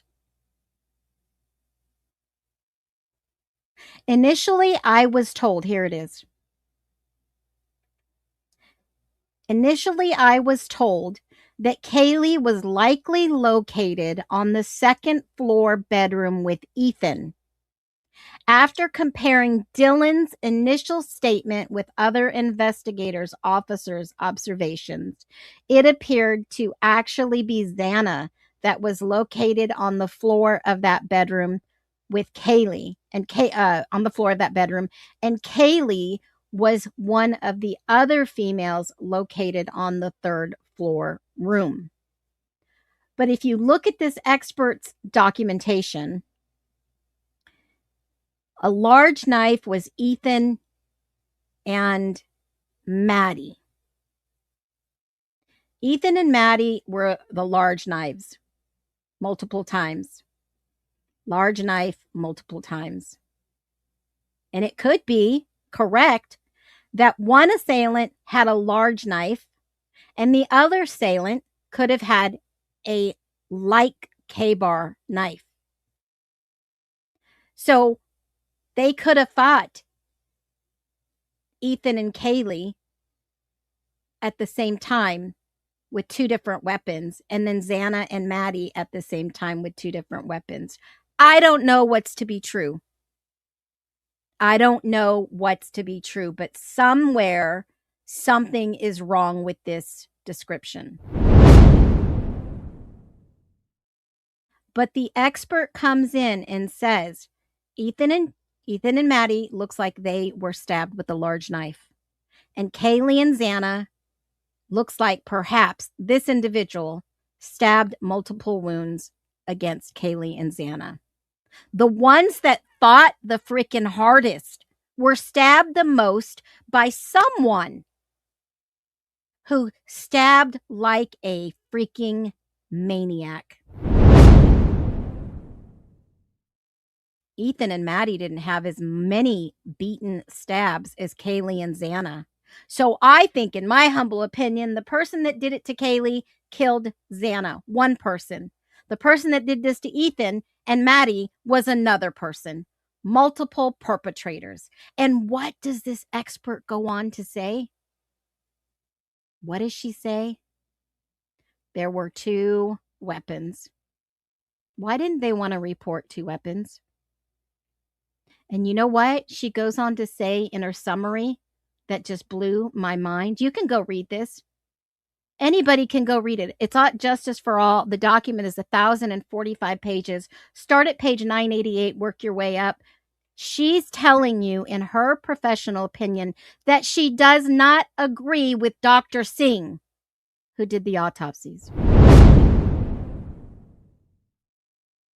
And this, my friends, is in 2025. And what does she say about these individuals? I'm getting there.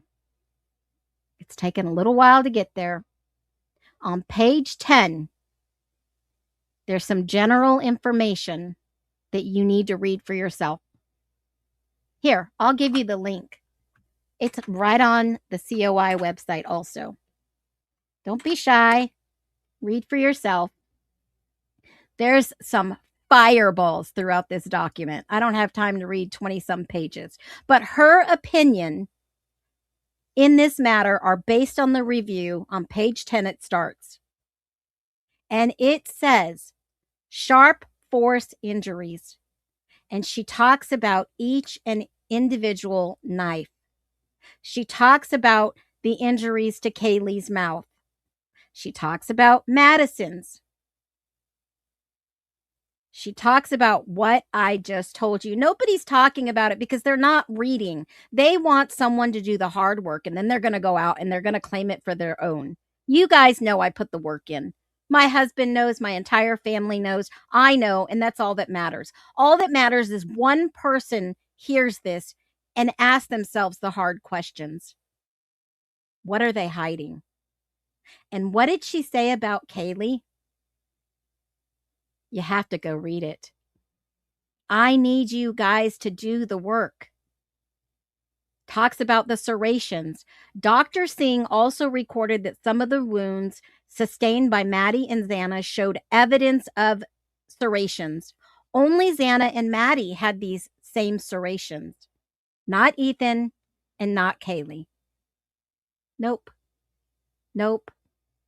And the incised wounds on her forehead talks about that. She talks about looking at a K-bar.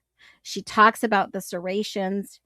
They didn't want this to go to trial, folks. The truth would have came out that it wasn't Brian Koberger. And if it was by some 0.999% chance, 0.999% chance, these injuries would have said something different.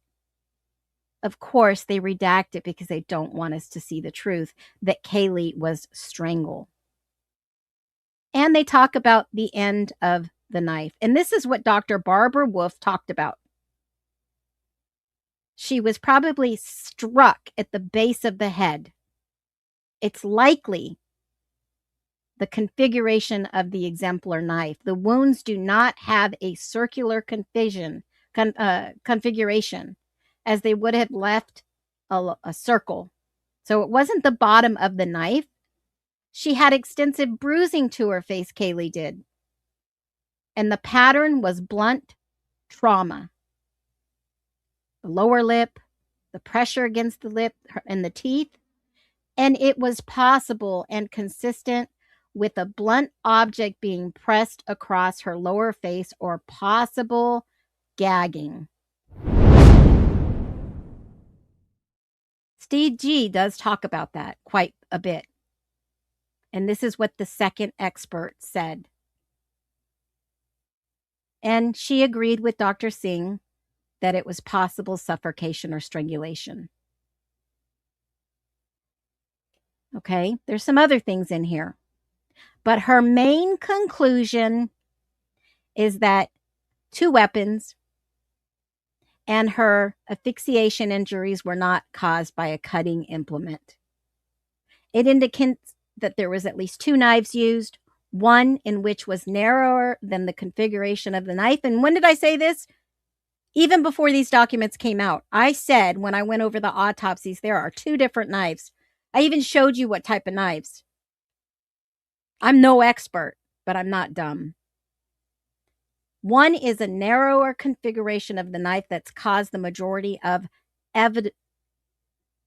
evaluable wounds and the blunt object or surface. This raises the likelihood that there was more than one assailant involved in the homicides. And the likelihood of having been more than one perpetrator is supported by the fact that it seems highly probable that one assailant would be able to control and kill 4 young, healthy adults in an extremely short time, which the killings occurred, and it has been established by investigative information. Now, one other thing that I'll say. There was the FBI VICAP with regard to the unsigned document. So that means that there was a document in the proof of all the exhibits that VICAP was involved. And remember, Chris Whitcomb said out of his own words, he created this program. He was involved in this, probably, in my humble opinion, since day one, and he is the crisis manager. Which it is opined that the victims had torture wounds and there was symbolic meaning to many of the wounds. I respectfully disagree. She's saying that she doesn't agree with this narrative, folks. While I do agree that the attacks were surprise and blitz in nature, that means that these people didn't see it coming, and I don't think they were sleeping. I think we're way past that. And in my opinion, the locations of the wounds were the results of opportunity, that they were inflicted in body areas that were exposed on the victims who were in bed and when they were awakened. Premeditated. Premeditated. premeditated. However, the superficial incised wounds of Kaylee and Mattier's anterior neck merit comment. She even had to make a special comment. Kaylee's incised neck wounds are showed on the left, which of course they're redacted, and Madison's are pictured on the right. They are even more superficial than on Kaylee's neck and are described as being minimally bleeding, basically. And the superficial nature of these wounds is very unusual. The skin is the toughest tissue of the neck until the spine is reached. Once the skin is breached, it makes it less force to cut through the underlying soft tissues. So each wounds are usually deep. It is very difficult to understand how these wounds were produced in such the obvious struggle and motion involved in the deaths of these women. And she basically said it can be that these wounds were deliberately inflicted superficially, which would have necessitated, is that right? Precise movements and would further lengthen the length of time involved in the killings, which mean it didn't happen in a short amount of time, folks.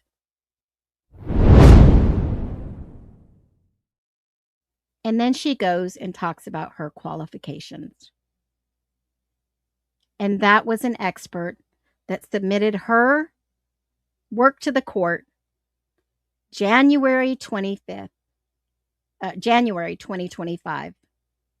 Now, what do you think about that? And she's also testified before U.S. Congress in the Helsinki Commission pertaining to her work with the remains of victims found in mass graves in Bosnia and Croatia. This is an expert in her field, folks. Over 10,000 autopsies, including numerous autopsies of individuals who have died as a result of sharp force injury. I'll let you sleep on that one until Monday, and then you can see her whole CV. There is no way it happened in this house. There would have been so much more blood. So much more. And maybe that's why they say he never entered the house. Maybe somebody who did this did it off site. I don't know. I'm not the expert in that area, but I know that I'm listening to the experts. It wasn't quick at all. They were probably most likely tortured. And it validates, yes, Terry Dawn, everything. It does validate it. Where is it? Don't know. 2 crime scenes. Remember, they were staged. It was staged by the experts. Cleanup happened. Turvey has said it over and over again. And I'll tell you, who would you believe more? An expert or just some guy off the street? What do you think? Kathy at Indie Zone is finally starting to talk about what I talked about, months ago when I found this error. And I want you to go do a little bit of homework. Go research what Kathy's saying. There were 2 numbers tracking 8458 and 8548. Koberger's phone was addressed at the PCA. The other one is long been associated with WSU Chief of Police phone. Was that Jenkins? Was that the Chief of Police, or was it Don Daniels at the time? Is that the same phone and they just pass it on to the next person? I like Kathy too. Kathy's welcome back here anytime. So whose phone were they targeting? Whose phone was this somebody in the police department? that they were tracking? Someone is hiding something from the general public in a highly public case. And I don't know about you, but it is kind of grotesque what I've seen. Who cares if Turvey's the book buddy? But I do know one thing. This cannot be Godfather of true crime. Not on my watch. You guys have been amazing and so freaking well behaved. Thank you. I appreciate every single one of you. I will always have high quality and integrity. And don't let this make you lose sleep. Don't. It's not worth it. It's just not worth it. But please, love your family, stay grounded, and you know the drill. Be well until Monday. I'll see you guys then. Massively appreciate all of you. Be well.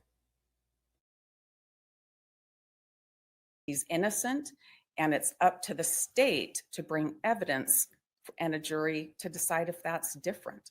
Essentially convicted in the media. You don't have to read but a few articles to see how negative they are about him.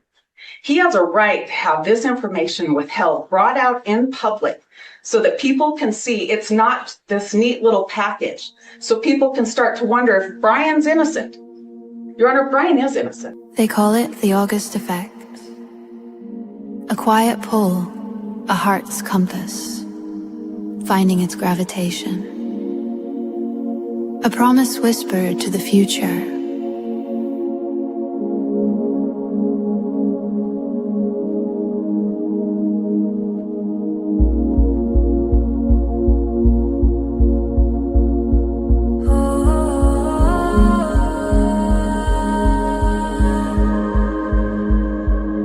Sunrise paints the window pane a hazy gold. A story in my chest that's waiting to unfold. Used to trace the lines of maps I'd never seen. Now the greenest pasture grows from deep within. Letting go of every anchor, every chain, washing off the dust in cool September rain.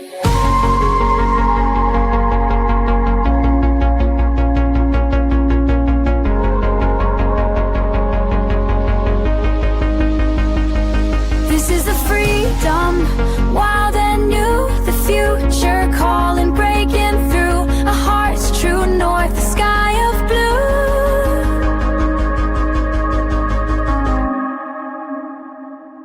This is the promise coming true.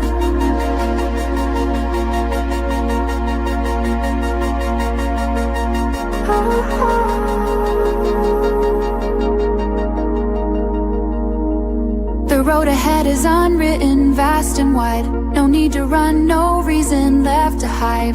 Every step a choice, every breath my own. On this open field of chances I have sown.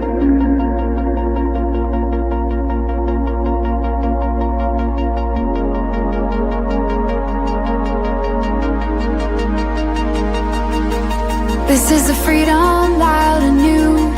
The future calling, breaking through. A heart's true north, a sky of blue. This is a promise true.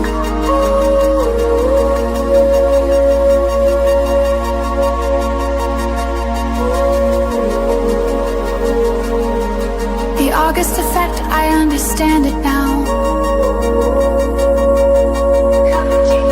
It's the faith you find somehow. The promise coming true for you. The greenest pasture,